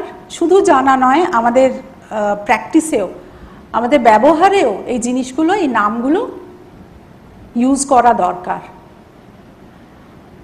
আমরা প্রত্যেকটা ইন্ডিভিজুয়ালকে মনে করি যে সে তার নিজস্ব একটা ডিগনিটি আছে, তার নিজস্ব একটা রেসপেক্ট আছে। অনেক সময় এটা বলা হয়, দেখুন দুটো কলমে দেয়া রয়েছে, একটা ইনঅ্যাপ্রোপ্রিয়েট, সেটাও আমাদের দিতে হয়েছে। তার জন্যে আমরা যদি নিজের প্র্যাকটিসে অ্যাপ্রোপ্রিয়েট টার্মিনোলজি ইউজ করি, তাহলে কিন্তু ওই পার্সনকে আমরা ওই রেসপেক্টটা দিতে পারবো। যদিও আমরা অনেক সময় হ্যান্ডিক্যাপ কথা ইউজ করি বা ডিসেবিলিটি কথা ইউজ করি, ডিসেবিলিটিটাও কিন্তু ইন ট্রু সেন্স অ্যাপ্রোপ্রিয়েট নয়, কিন্তু আমাদের এটা ভাবতে হবে যে তার জায়গায় আমরা কিভাবে ডাকতে পারি, কোন নামে বলতে পারি বা কিভাবে ওদের কন্ডিশনটাকে আমরা দেখাতে পারি। ইনঅ্যাপ্রোপ্রিয়েটের মধ্যে প্রথমটাই আসছে দ্য ডিসেবল, দ্য হ্যান্ডিক্যাপ। এটা কিন্তু আইনসম্মত নয় বা এটা কোনোভাবেই সমাজে গ্রহণযোগ্য নয়। অ্যাপ্রোপ্রিয়েটলি বলতে হলে আমাদের বলতে হবে people with disabilities, the person should come first. আমরা প্রথমে তার সেই পার্সনটাকে দেখি, তারপরে তার ডিসেবিলিটি। তো সবসময় যখন আমরা বলছি অ্যাপ্রোপ্রিয়েটলি বলতে হলে persons with disability or the disability community. অনেক সময় এটা বলা হয় ক্রিপলড, পঙ্গু বা sufferers from autism spectrum disorder বা মেন্টাল ইলনেস। সাফার্স ফ্রম, এই ধরনের যে ট্যাগটা আমরা দিই বা লেবেল করি সেটা কিন্তু ঠিক নয়। তার জায়গায় আমরা অ্যাপ্রোপ্রিয়েটলি বলতে পারি has a disability or a person with a disability.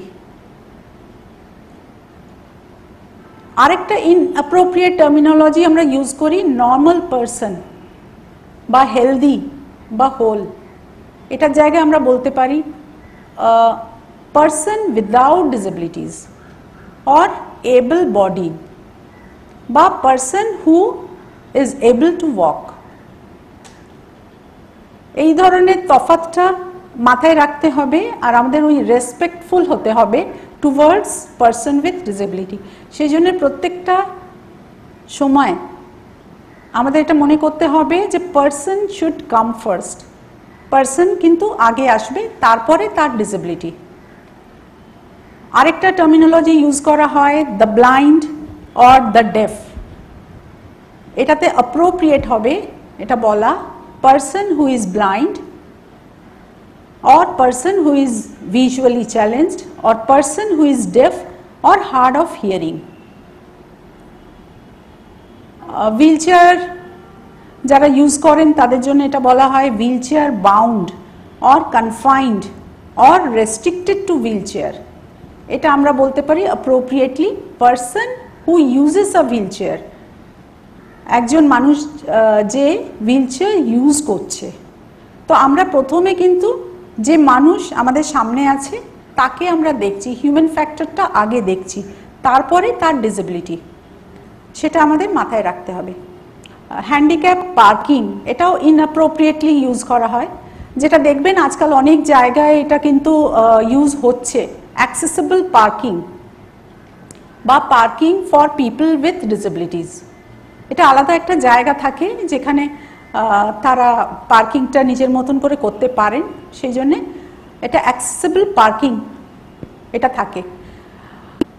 এই ধরনের আরও অনেক কিছু টার্মিনোলজি রয়েছে যেগুলো আপনারা দেখতে পারেন। আমরা ইনক্লুশন বা সমন্বয়নের কথা বলছি,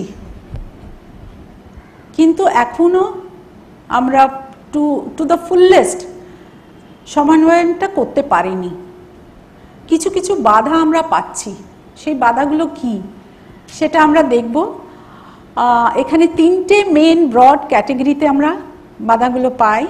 ফার্স্ট ইজ অ্যাটিটিউডিনাল, তারপরে হচ্ছে এনভায়রনমেন্টাল অ্যান্ড থার্ড হচ্ছে ইনস্টিটিউশনাল।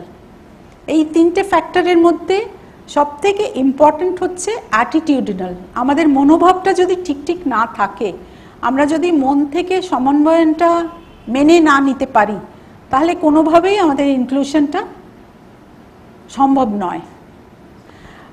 আপনি দেখুন এখানে তিনটে, এখানে যে পিকচার দেয়া রয়েছে সেখানে ইটস সেলফ এক্সপ্লেনেটরি, এখানে দেখে আমরা বুঝতে পারবো what is the reality. First যে সেগমেন্টটা আছে এই ছবি, এটা হচ্ছে রিয়ালিটি। দুটো বাচ্চার মধ্যে একজন যদি আমরা ধরে নিই বিশেষ চাহিদা সম্পন্ন, সে কিন্তু নিচে রয়েছে, তার সাপোর্ট দরকার, আর অন্যজন সে অ্যাডভান্টেজ পজিশনে রয়েছে, সে কিন্তু একটা জায়গায় উপরে দাঁড়িয়ে রয়েছে। সেকেন্ড ইজ ইকুয়ালিটি, যেখানে আমরা ইকুয়াল অপরচুনিটি বলছি। তিনজনকেই যদি আমরা ইকুয়াল অপরচুনিটি দিই, তাহলে যার হাইট বেশি আছে সে কিন্তু অনেক বেশি অ্যাডভান্টেজেস পজিশনে থাকছে, অনেক বেশি তার সুযোগ হয়ে যাচ্ছে, সে ক্লিয়ারলি দেখতে পাচ্ছে, আর নিচের যারা যে লাস্ট রয়েছে সে কিন্তু কোনোভাবেই ওপর অবধি পৌঁছতে পারছে না। Third is equity. ইকুইটিতে আমরা সমান করে দিচ্ছি ওদের, কিন্তু সমান করেও কি ওই সুযোগটা সমানভাবে পাচ্ছে? ওই সুযোগ সুবিধাগুলো কিন্তু সমানভাবে পাচ্ছে না। কিন্তু আমি ফোর্থ সেগমেন্টে যদি আমরা দেখি, দ্যাট ইজ জাস্টিস। আমরা সামনের ব্যারিয়ারটাকে সরিয়ে দিচ্ছি, তাহলে কিন্তু ক্লিয়ার কাট প্রত্যেকে দেখতে পাচ্ছে, আর তার জন্যে আলাদা করে কোনো ব্যবস্থা, কোনো সাপোর্ট অ্যাজ সাচ দরকার হচ্ছে না। তো আমাদের কিন্তু এই জাস্টিসটা দরকার সমাজে। প্রত্যেককে যদি বাধামুক্ত সমাজ আমরা গড়তে চাই, যদি সমন্বয়নের কথা যদি আমরা চিন্তা করি, তাহলে কিন্তু এই ব্যারিয়ারগুলো আমাদের সামনে থেকে সরিয়ে দিতে হবে। তাহলে অনেক পরিষ্কার, অনেক সুন্দরভাবে একসঙ্গে সমন্বয়নটা সম্ভব হবে। আমরা এটা জানি যে প্রত্যেকের থাম্ব ইমপ্রেশন কিন্তু আলাদা, আর আমাদের প্রত্যেকের ইন্ডিভিজুয়ালিটি ডিফাইন করে। আমরা প্রত্যেকে unique, each and every one of us is unique. তো প্রত্যেকে আমাদের থাম্ব ইমপ্রেশন আলাদা, প্রত্যেকের আমাদের ট্রেটস আলাদা, পার্সোনালিটি আলাদা, আমাদের প্রত্যেকের নিজস্ব আইডেন্টিফিকেশন রয়েছে, যেটা বলে যে আমরা আমি আমি আমি। তো ডাইভার্সিটিটা আমাদের অ্যাকসেপ্ট করতে শিখতে হবে। প্রত্যেকে আলাদা, প্রত্যেকে যদি ইউনিক হয় তাহলে কেউ কারোর সঙ্গে কোনোটাই মিলবে না। Diversity is most important. আমরা প্রত্যেকে ডাইভার্স, আমরা ভাবনা চিন্তা করি আলাদাভাবে, নিজস্ব সব কিছু আমাদের আলাদা রয়েছে, ভাবনা চিন্তা নিজস্ব আলাদা রয়েছে, আমাদের কাজ করার ক্ষমতা, কাজের প্যাটার্ন, কিভাবে ওয়ার্কিং স্টাইল আলাদা রয়েছে। তো ডাইভার্সিটি রয়েছে, কখনোই আমরা বলতে পারি না যে একজন পুরোপুরি অন্য আরেকজনের মতন, একজন ইন্ডিভিজুয়াল আরেকজনের পুরো কপি, সেটা আমরা কখনোই বলতে পারি না। তো এখানে ওইটাই দেখানো হয়েছে, ডাইভার্সিটি যদি হয়, প্রত্যেকে আমরা যদি ডাইভার্স, প্রত্যেকে যদি আলাদা, তাহলে ওই ডিফারেন্সটাকে আমাদের অ্যাকসেপ্ট করতে হবে। আমরা যদি ওই তফাৎটা মেনে না নিতে পারি তাহলে আমরা কিন্তু সমন্বয়নের দিকে কোনোভাবেই এগোতে পারবো না। আমাদের প্রত্যেকের ইন্ডিভিজুয়ালিটিটাকে রেসপেক্ট করতে হবে, ডাইভার্সিটিটাকে রেসপেক্ট করতে হবে, তাহলেই কিন্তু আমরা একসঙ্গে থাকতে পারবো আর সমন্বয়নের দিকে এগোতে পারবো। আমাদের ইকুয়ালিটিটাও থাকতে হবে, কিন্তু ডাইভার্সিটি আর ইকুয়ালিটি যদি সমাজে থাকে তাহলেই কিন্তু আমরা ইনক্লুশনের দিকে এগোতে পারবো। এবার আমরা আসছি, দেখে নিই যারা যে প্রতিবন্ধকতা যুক্ত মানুষরা তাদের প্রতিবন্ধকতাটাকে বাধা হিসেবে না দেখে সেটাকে, সেই বাধাটাকে অতিক্রমণ করেছে, এগিয়ে গেছেন, আর আমাদের সো কল নর্মাল থেকে অনেকটা এগিয়ে গেছেন। প্রথমেই আমি আসি, দেখি যারা আমাদের source of inspiration, Helen Keller. ইনি hearing impaired and visual impaired দুটোই ছিল, আর উনি first bachelors degree in arts নিয়েছেন, নিজের প্রতিবন্ধকতা অতিক্রমণ করে এটাকে ওভারকাম করেছেন। অ্যান্ড ইনি ফার্স্ট পার্সন, এই ধরনের প্রতিবন্ধকতা থাকা সত্ত্বেও ইনি অনেকটা এগিয়ে গেছেন, আর আজকেও আমাদের কাছে ইনি ইন্সপিরেশন। নেক্সট আমাদের আছেন, আমাদের এখানে ছবিতে দেখতে পাচ্ছি আমরা, the father of theory of relativity, Albert Einstein. এনার স্পেসিফিক লার্নিং ডিসেবিলিটি ছিল, ডিফিকাল্টি ইন লার্নিং ছিল, অ্যান্ড উনি ভালো করে কথা বলতে পারতেন না 3 বছর বয়স অবধি, কিন্তু তারপরেও ওনার এই মেজর ইস্যুসগুলোকেও ওভারকাম করেছেন। অ্যান্ড বেসিক ম্যাথস স্কুলে করতে পারতেন না, তাও উনি ইনভেন্ট করেছেন অনেক কিছু থিওরিজ, অ্যান্ড স্পেশালি ওনাকে যে থিওরি অফ রিলেটিভিটিটা উনি দিয়েছেন, ওনার অবদান এই ফিল্ডে। আমাদের পরিচিত নাম সুধা চন্দ্রন, অ্যাম্পিউটেশন ছিল রাইট লেগ, পায়ের একটা অসুবিধে থাকা সত্ত্বেও উনি ভারতনাট্যমে নাম করেছেন, ভীষণ ভালো শিল্পী অ্যান্ড অ্যাক্টর, আর আমাদের সবাইকে দেখিয়ে দিয়েছেন যে প্রতিবন্ধকতা থাকা সত্ত্বেও অনেকটা এগিয়ে যাওয়া যায়। এরপরে অরুণিমা সিনহা, ইনি লেফট লেগে এনার অ্যাম্পিউট হয়েছিল, বাদ চলে গেছিল, কিন্তু তাও একটা পা না থাকা সত্ত্বেও ইনি মাউন্ট এভারেস্ট জয় করেছেন। রবীন্দ্র জৈন, উনি ভিজুয়ালি ইম্পেয়ার্ড, ভিজুয়াল ইম্পেয়ারমেন্ট ওনার আছে, আর উনি একজন নামী সিঙ্গার, গায়ক অ্যান্ড কম্পোজার, লিরিসিস্ট। এরপরে আমরা আসছি টম ক্রুজ। ওনার সিভিয়ার ডিসলেক্সিয়া রয়েছে, কিন্তু তা সত্ত্বেও উনি ফেমাস হয়েছেন in the field of acting.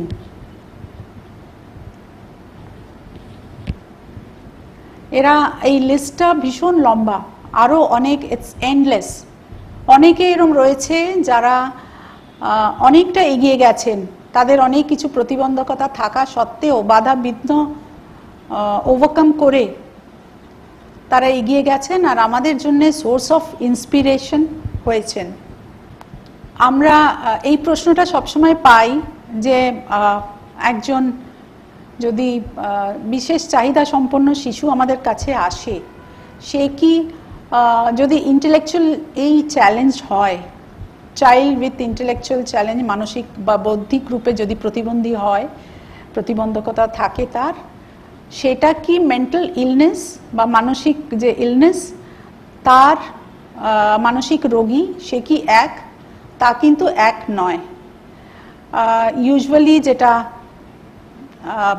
খুব ডেরোগেটরি ল্যাঙ্গুয়েজ ইউজ করা থাকে, খুব নেগেটিভ ল্যাঙ্গুয়েজ একটা ইউজ করা হয় তাদের জন্যে, যারা হচ্ছে মানসিক প্রতিবন্ধী রয়েছে কিন্তু তাকে পাগল বলে বলা হয়, সেটা কিন্তু ঠিক নয়। এটা কিন্তু কোনোভাবেই অ্যাকসেপ্টেড নয়, কেননা দুটো এক সমান নয়।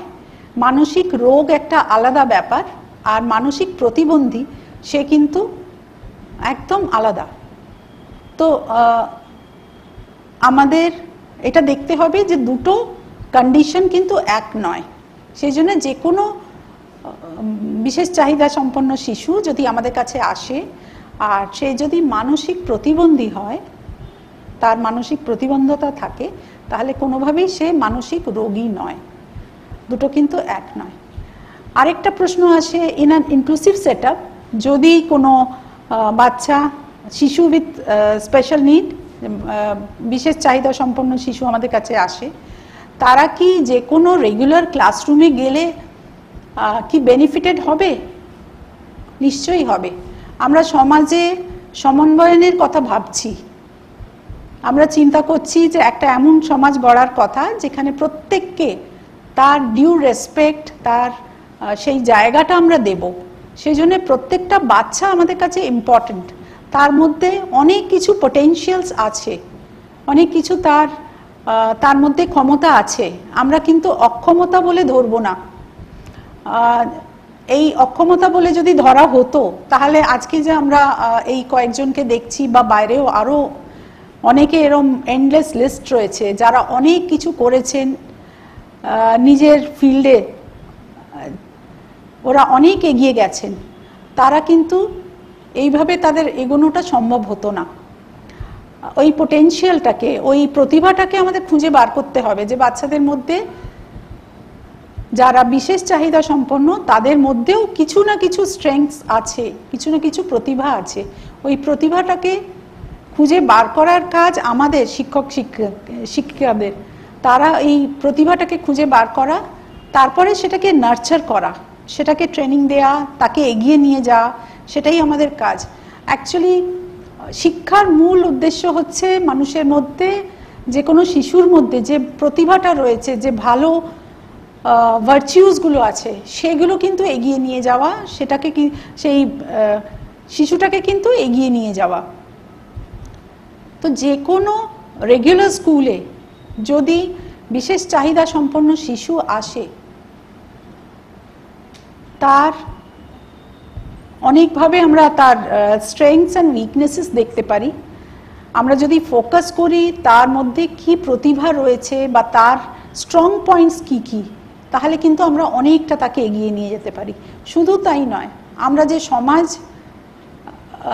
গঠন করার চেষ্টা করছি, একটা সমাজ গড়ে তোলার চেষ্টা করছি যেটা বেসড হবে সমন্বয়নের ওপর, ইনক্লুশনের ওপর, সেখানে একটা বাচ্চাকে বাদ দিয়ে আমরা বাকি বাচ্চাদের নিয়ে এগিয়ে যেতে পারি না। সেই জন্য প্রত্যেকে, each and every child is important.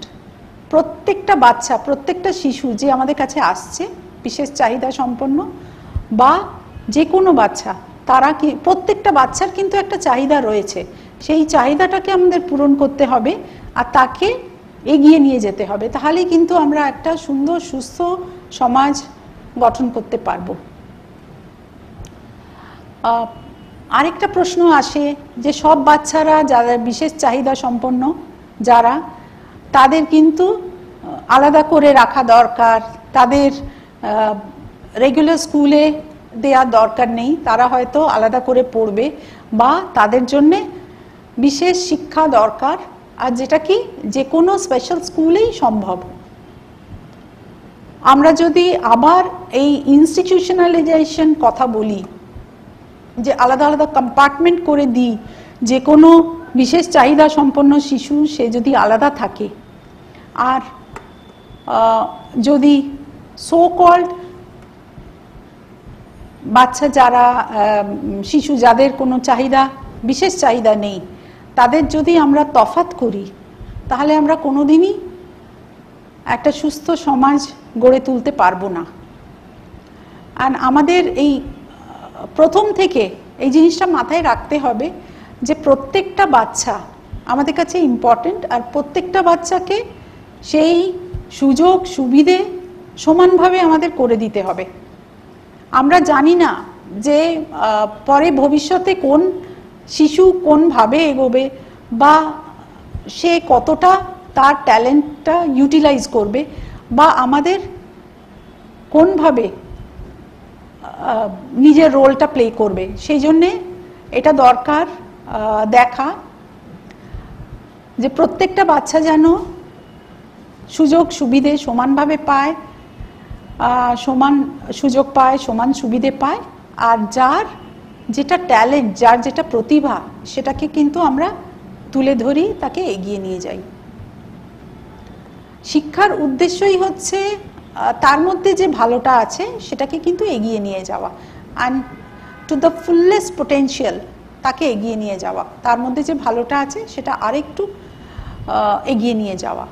তো আমরা যদি এই ভেদটা করি যে বিশেষ চাহিদা সম্পন্ন বাচ্চাদের আলাদা স্পেশাল স্কুলে রাখা, বা যে বাচ্চারা যারা যাদের সো কল্ড কোনো বিশেষ চাহিদা নেই তাদের আলাদা করে রাখা, তাহলে কিন্তু এই লাইনটা আমরা প্রথম থেকে ড্র করছি, আর সেটার জন্য কিন্তু আবার আমরা ডিসক্রিমিনেট করছি, আর সেটার জন্য কখনোই আমরা সুস্থ সমন্বিত সমাজ গড়ে তুলতে পারবো না। আরেকটা ব্যাপার যে কোনো ডিফারেন্টলি এবল বা special need children with special need বা ডিফারেন্টলি এবল, তাদের কিন্তু কোনোভাবেই কোনো সিম্প্যাথি বা সহানুভূতি দরকার নেই সহানুভূতির। তাদের যেটা দরকার সহমর্মিতা দরকার, তাদের পাশে আমাদের দাঁড়ানো দরকার আর তাদের সাপোর্ট করা দরকার। সিম্প্যাথি বা পিটি তাদের কিন্তু কোনোভাবেই দেওয়া আমাদের লক্ষ্য হওয়া উচিত নয়, আর সেটা কাম্য নয়। আরেকটা প্রশ্ন আছে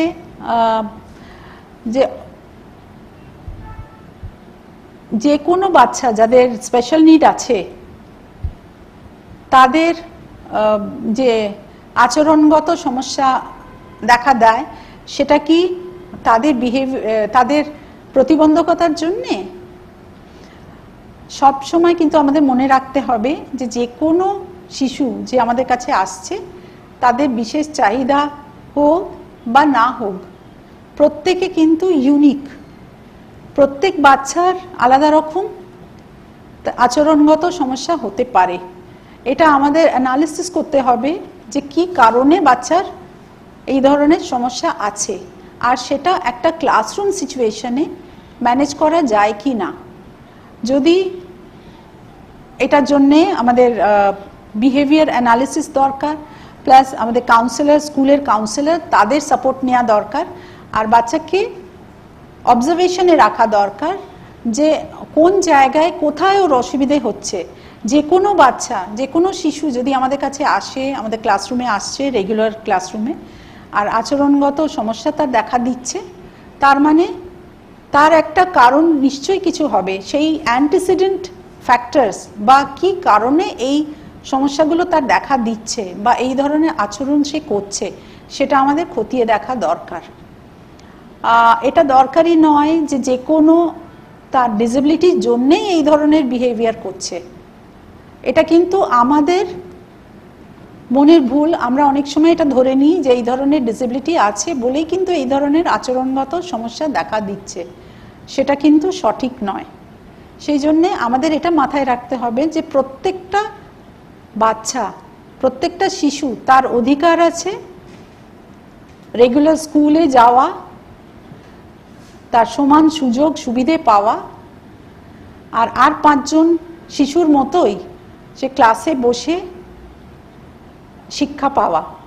সেই অধিকারটা, শিক্ষার অধিকার কিন্তু প্রত্যেক শিশুর আছে, সেই অধিকারটা আমাদের দিতে হবে নিশ্চয়ই।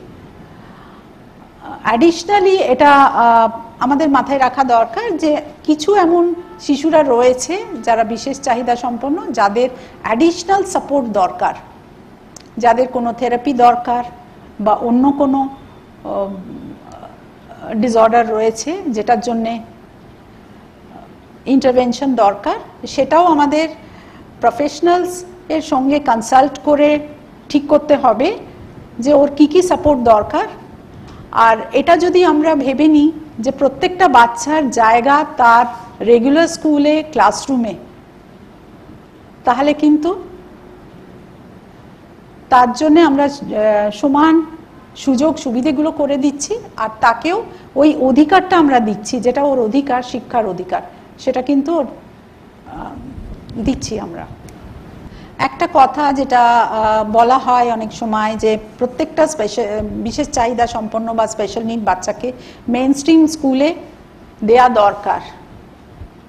আমি জানি না আপনারা সহমত কিনা, কিন্তু আমার মনে হয় প্রত্যেকটা বাচ্চার জায়গা, সে স্পেশাল নিড হোক বা নন ডিসেবলড হোক, তার জায়গা কিন্তু স্কুলে, ক্লাসরুমে আর মেইন স্ট্রিম স্কুলে। অ্যাডিশনাল সাপোর্ট যেটা দরকার সেটা আলাদা করে ওকে দেয়া যায়, কিন্তু বাচ্চার মধ্যে এই ভেদটা আমরা যদি করি, নন ডিসেবলড অ্যান্ড ডিসেবলড, এই যদি ভেদটা আমরা করি, তাহলে কোনোদিনই আমরা এক সুস্থ সমাজ, সমন্বিত সমাজ গড়ে তুলতে পারবো না। এই যে ডিসক্রিমিনেশনটা, এই যে তফাৎটা আমরা প্রথম থেকে যেটা করে দিই, বাচ্চাদের মধ্যেও এটা কিন্তু গ্রো করে যাবে, আর যেটা কিন্তু পরে তারা যখন বড় হবে বা সিটিজেন হবে দেশে, তখন এই ভেদটা ওদের মধ্যে থেকে যাবে। সেই জন্য প্রথম থেকে এটা জানা দরকার যে প্রত্যেকটা বাচ্চা তার জায়গা কিন্তু মেইন স্ট্রিম স্কুল। তার অ্যাডিশনাল সাপোর্ট যেটা লাগবে, ডেফিনেটলি ওই সাপোর্টটা আমরা বাইরে থেকে দেব বা সেটা ব্যবস্থা করব, কিন্তু প্রত্যেকটা বাচ্চার, স্পেশাল নিড বাচ্চার জায়গা কিন্তু মেইন স্ট্রিম স্কুলে। লার্নিং ডিসেবিলিটিটাকে হিডেন ডিসেবিলিটি বলা হয়, এটা কিন্তু সত্যি, কেননা বাইরে থেকে আমরা দেখে বুঝতে পারবো না যে যে কোনো বাচ্চার কোনো রকম কোনো ডিসেবিলিটি আছে কিনা বা কোনো প্রতিবন্ধকতা আছে কিনা, এটা কিন্তু সবসময় বোঝা যায় না। আপনারা যারা সবাই শিক্ষার সঙ্গে যুক্ত আছেন, আপনারা জানেন ক্লাসরুম সিচুয়েশনে আমরা প্রত্যেকটা বাচ্চাকে আলাদা পাই, আমরা কোনো হোমোজিনাস গ্রুপ পাই না সব সময় ক্লাসে। এক একটা বাচ্চা এক এক রকম, লার্নিং স্টাইল আলাদা, প্রত্যেকটা বাচ্চা কিন্তু অন্যভাবে শেখে। তো আমাদের বিইং আ টিচার, আমাদের শিক্ষক শিক্ষিকাদের এটা আমাদের কর্তব্য যে আমরা প্রত্যেকটা বাচ্চার লার্নিং স্টাইলটা দেখি, যে সে কীভাবে শেখে, তাকে কোন জায়গায় কোন সাপোর্টটা দিলে সে আরেকটু এগিয়ে যেতে পারবে। শুধু তাই নয়, প্রত্যেকটা বাচ্চার কোথায় কি অসুবিধে রয়েছে সে যেন আমাদের কাছে ছুটে এসে বলতে পারে, তার অসুবিধেটা আমাদের জানাতে পারে, সেই সুযোগটা করে দিতে হবে। আমরা যদি নিজেদের বিং টিচার্স হায়ার পেডেস্টালে রাখি, তাহলে হয়তো আমাদের কাছে অবধি সেই শিশুটা পৌঁছতে পারবে না। সেই জন্য আমাদের নিচে নেবে আসতে হবে, বিং টিচার্স ওদের লেভেলে নেবে আসতে হবে, যাতে ওরা আমাদের সঙ্গে কমিউনিকেট করতে পারে আর আমাদের বলতে পারে যে তাদের অসুবিধেটা কোথায় হচ্ছে, বা আমরা বুঝতে পারি যে তার অসুবিধেটা কোথায় হচ্ছে। ইউজুয়ালি রেগুলার স্কুলে যেটা হয়, এই ধরনের বাচ্চা যাদের হিডেন ডিসেবিলিটি আছে, যাদের অক্ষমতাটা বা প্রতিবন্ধকতাটা দেখা যায় না, যেটা অবভিয়াস নয়, একটা হুইল চেয়ার বাউন্ড বাচ্চা তাদের প্রতিবন্ধকতাটা আমরা দেখতে পাই। যারা ভিজুয়ালি ইম্পেয়ার্ড বা হিয়ারিং ইম্পেয়ার্ড, তারা হিয়ারিং এইড পড়ছে বা ভিজুয়ালি ইম্পেয়ার্ড, সেটাও আমরা দেখতে পাচ্ছি। কিন্তু যে বাচ্চারা, যে শিশুরা যাদের স্পেসিফিক লার্নিং ডিসেবিলিটি আছে, সেটা কিন্তু হিডেন ডিসেবিলিটি, সেটা আমরা চোখে দেখতে পাচ্ছি না বা ওটা বোঝা যাচ্ছে না। কিন্তু যখন একটা বাচ্চা ফার্স্ট বেঞ্চ থেকে পড়াশোনা না পারলে second bench, third bench and লাস্টে গিয়ে সে ড্রপ আউট হয়ে যায়, সেই সময়টা আমাদের কিন্তু ইন্টারভিন করা দরকার। বিং টিচার্স আমাদের এটা দরকার যে কোনো বাচ্চা, যে কোনো স্টুডেন্ট আমাদের তার কোথায় অসুবিধে সেটা দেখা, আর নিজেদের এম্পাওয়ার করা দরকার, নিজেদের এটা জানা দরকার যে কিভাবে এই বাচ্চাটার আমি বা এই স্টুডেন্টটার আমি সাহায্য করতে পারি। School is a second home for all the children. একটা স্কুল বাচ্চাদের জন্য সেকেন্ড হোম। সে বেশিরভাগ সময়টা বাড়ির পর স্কুলে কাটায়। টিচারের সঙ্গে যদি ফ্রি হতে পারে, যদি ও বলতে পারে যে কোথায় অসুবিধে, তাহলে কিন্তু টিচার আরেকটু, শিক্ষক শিক্ষিকা তারা কিন্তু আরেকটু এগিয়ে নিয়ে যেতে পারে। অ্যাট দ্য সেম টাইম টিচারদেরও এটা দরকার যে বাচ্চার কি অসুবিধে হচ্ছে সেটা একটু বুঝে নেওয়া, তাহলে কিন্তু কাজটা আরও অনেক সহজ হয়ে যাবে। আমরা ইনক্লুশন নিয়ে এত কথা বলছি বা এত সমাজটাকে গড়ে তোলার চেষ্টা করছি, কিন্তু আমরা যদি রিয়েল সেন্সে ক্লাসরুমগুলোকে যদি ইনক্লুসিভ করি, তো অন্তত সমাজটাকে ফর শিওর আমরা ভীষণ ভীষণ ইনক্লুসিভ আর ভীষণ সুন্দর সুস্থ সমাজ গড়ে তুলতে পারবো। এখানে প্র্যাকটিস কিছু কিছু আমরা করি, যেগুলো জাস্ট টার্মসগুলো আমি তুলেছি। ইনক্লুসিভ ওয়ার্ল্ড, আমরা চাই যে সমন্বিত ওয়ার্ল্ড একটা তৈরি হোক, সেটার জন্য দরকার অ্যাকসেপ্টেন্স। প্রত্যেকটা বাচ্চা, প্রত্যেকটা স্টুডেন্ট, প্রত্যেকটা শিশু যে আমাদের কাছে আসছে, বা প্রত্যেকটা প্রতিবন্ধকতা যুক্ত মানুষজন, তাদের জন্য অ্যাকসেপ্টেন্সটা দরকার। সেটা তখনই সম্ভব হবে যখন আমরা ডাইভার্সিটিকে রেসপেক্ট করতে পারবো। ডাইভার্সিটি মানে আমাদের যে আলাদা আলাদা লাইফস্টাইল, আলাদা আলাদা ভাবনা চিন্তা, আলাদা ইন্ডিভিজুয়ালিটি, সেটাকে যখন রেসপেক্ট করতে পারবো আর আমাদের টলারেন্সটা থাকবে প্লাস অ্যাকসেপ্টেন্সটা থাকবে, তখনই কিন্তু আমরা ইনক্লুসিভ ওয়ার্ল্ড বা সমন্বিত সমাজ তৈরি করতে পারবো। প্রত্যেকে আমাদের ইকুয়াল অপরচুনিটি দিতে হবে। এটা শুধু আমাদের আইনি ম্যান্ডেট আছে তা কিন্তু নয়। মন থেকে যদি আমরা বিলিভ করি, আমরা বিশ্বাস করি যে ইনক্লুসিভ ওয়ার্ল্ড আমাদের করতে হবে বা আমরা ইনক্লুসিভ ওয়ার্ল্ড চাই, তাহলে কিন্তু আমরা প্রত্যেককে সমান সুযোগ আর সুবিধে করে দিতে পারবো। এটা রাইট বেসড, এটা কিন্তু আমরা কাউকে কিছু দিচ্ছি তা নয়, সেটাও আমাদের মনে রাখতে হবে। এটা রাইট বেসড, এটা প্রত্যেকের অধিকার, সেই অধিকারটা আমরা ওদের তুলে দিচ্ছি আর ওটা ওদের প্রাপ্য। একটা জিনিস দরকার, যেটা ব্যারিয়ার ফ্রি করা দরকার। যে কোনো ব্যারিয়ার, যে কোনো বাধা, সেটা আমাদের সরানো দরকার। সে বাধা মনোভাবের হতে পারে। মনের দিক থেকে আমরা সবসময় মেনে নিতে পারি না যে আমাদের ক্লাসরুমের মধ্যে একজন স্পেশাল নিড বা বিশেষ চাহিদা সম্পন্ন বাচ্চা আছে, তাকে আমাদের এক্সট্রা টাইম দিতে হচ্ছে বা তাকে আমাদের কিভাবে সাহায্য করতে হবে। এটার জন্যও আমাদের দরকার নিজের অ্যাটিটিউডিনাল ব্যারিয়ারটাকে আগে সরানো। আমরা যদি মনে করি যে হ্যাঁ এই বাচ্চাটা আমাদের ক্লাসে আসতে পারে, তাহলে আমরা তাকে ওয়েলকাম করতে পারবো, তাকে স্বাগত জানাতে পারবো। আরেকটা কথা, যে কোনো ক্লাসরুমে ছোট শিশুদের মধ্যে এই ধরনের ভেদ কিন্তু থাকে না। প্রত্যেকটা বাচ্চার সঙ্গে কিন্তু খেলতে চায়, মিশতে চায়। সেই ভেদটা কিন্তু আমরা বড়রা করে দিই। তো সেই আমাদের মনোভাবটাকে পাল্টাতে হবে, আমাদের নিজেকে ব্যারিয়ার ফ্রি করতে হবে, আমাদের মনোভাবটাকে পরিবর্তন করতে হবে।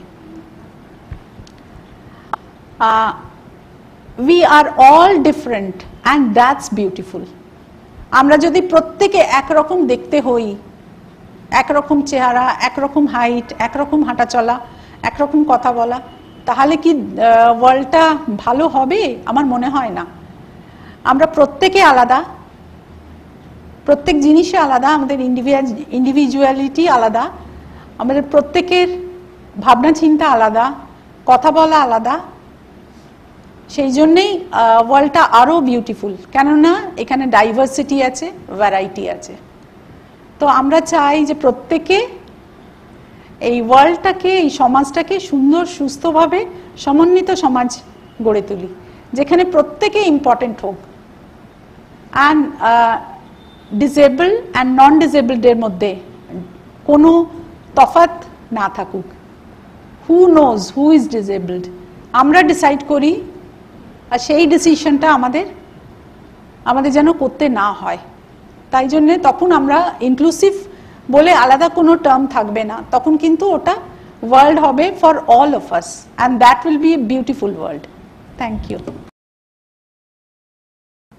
ধন্যবাদ ডক্টর অনামিকা সিনহা।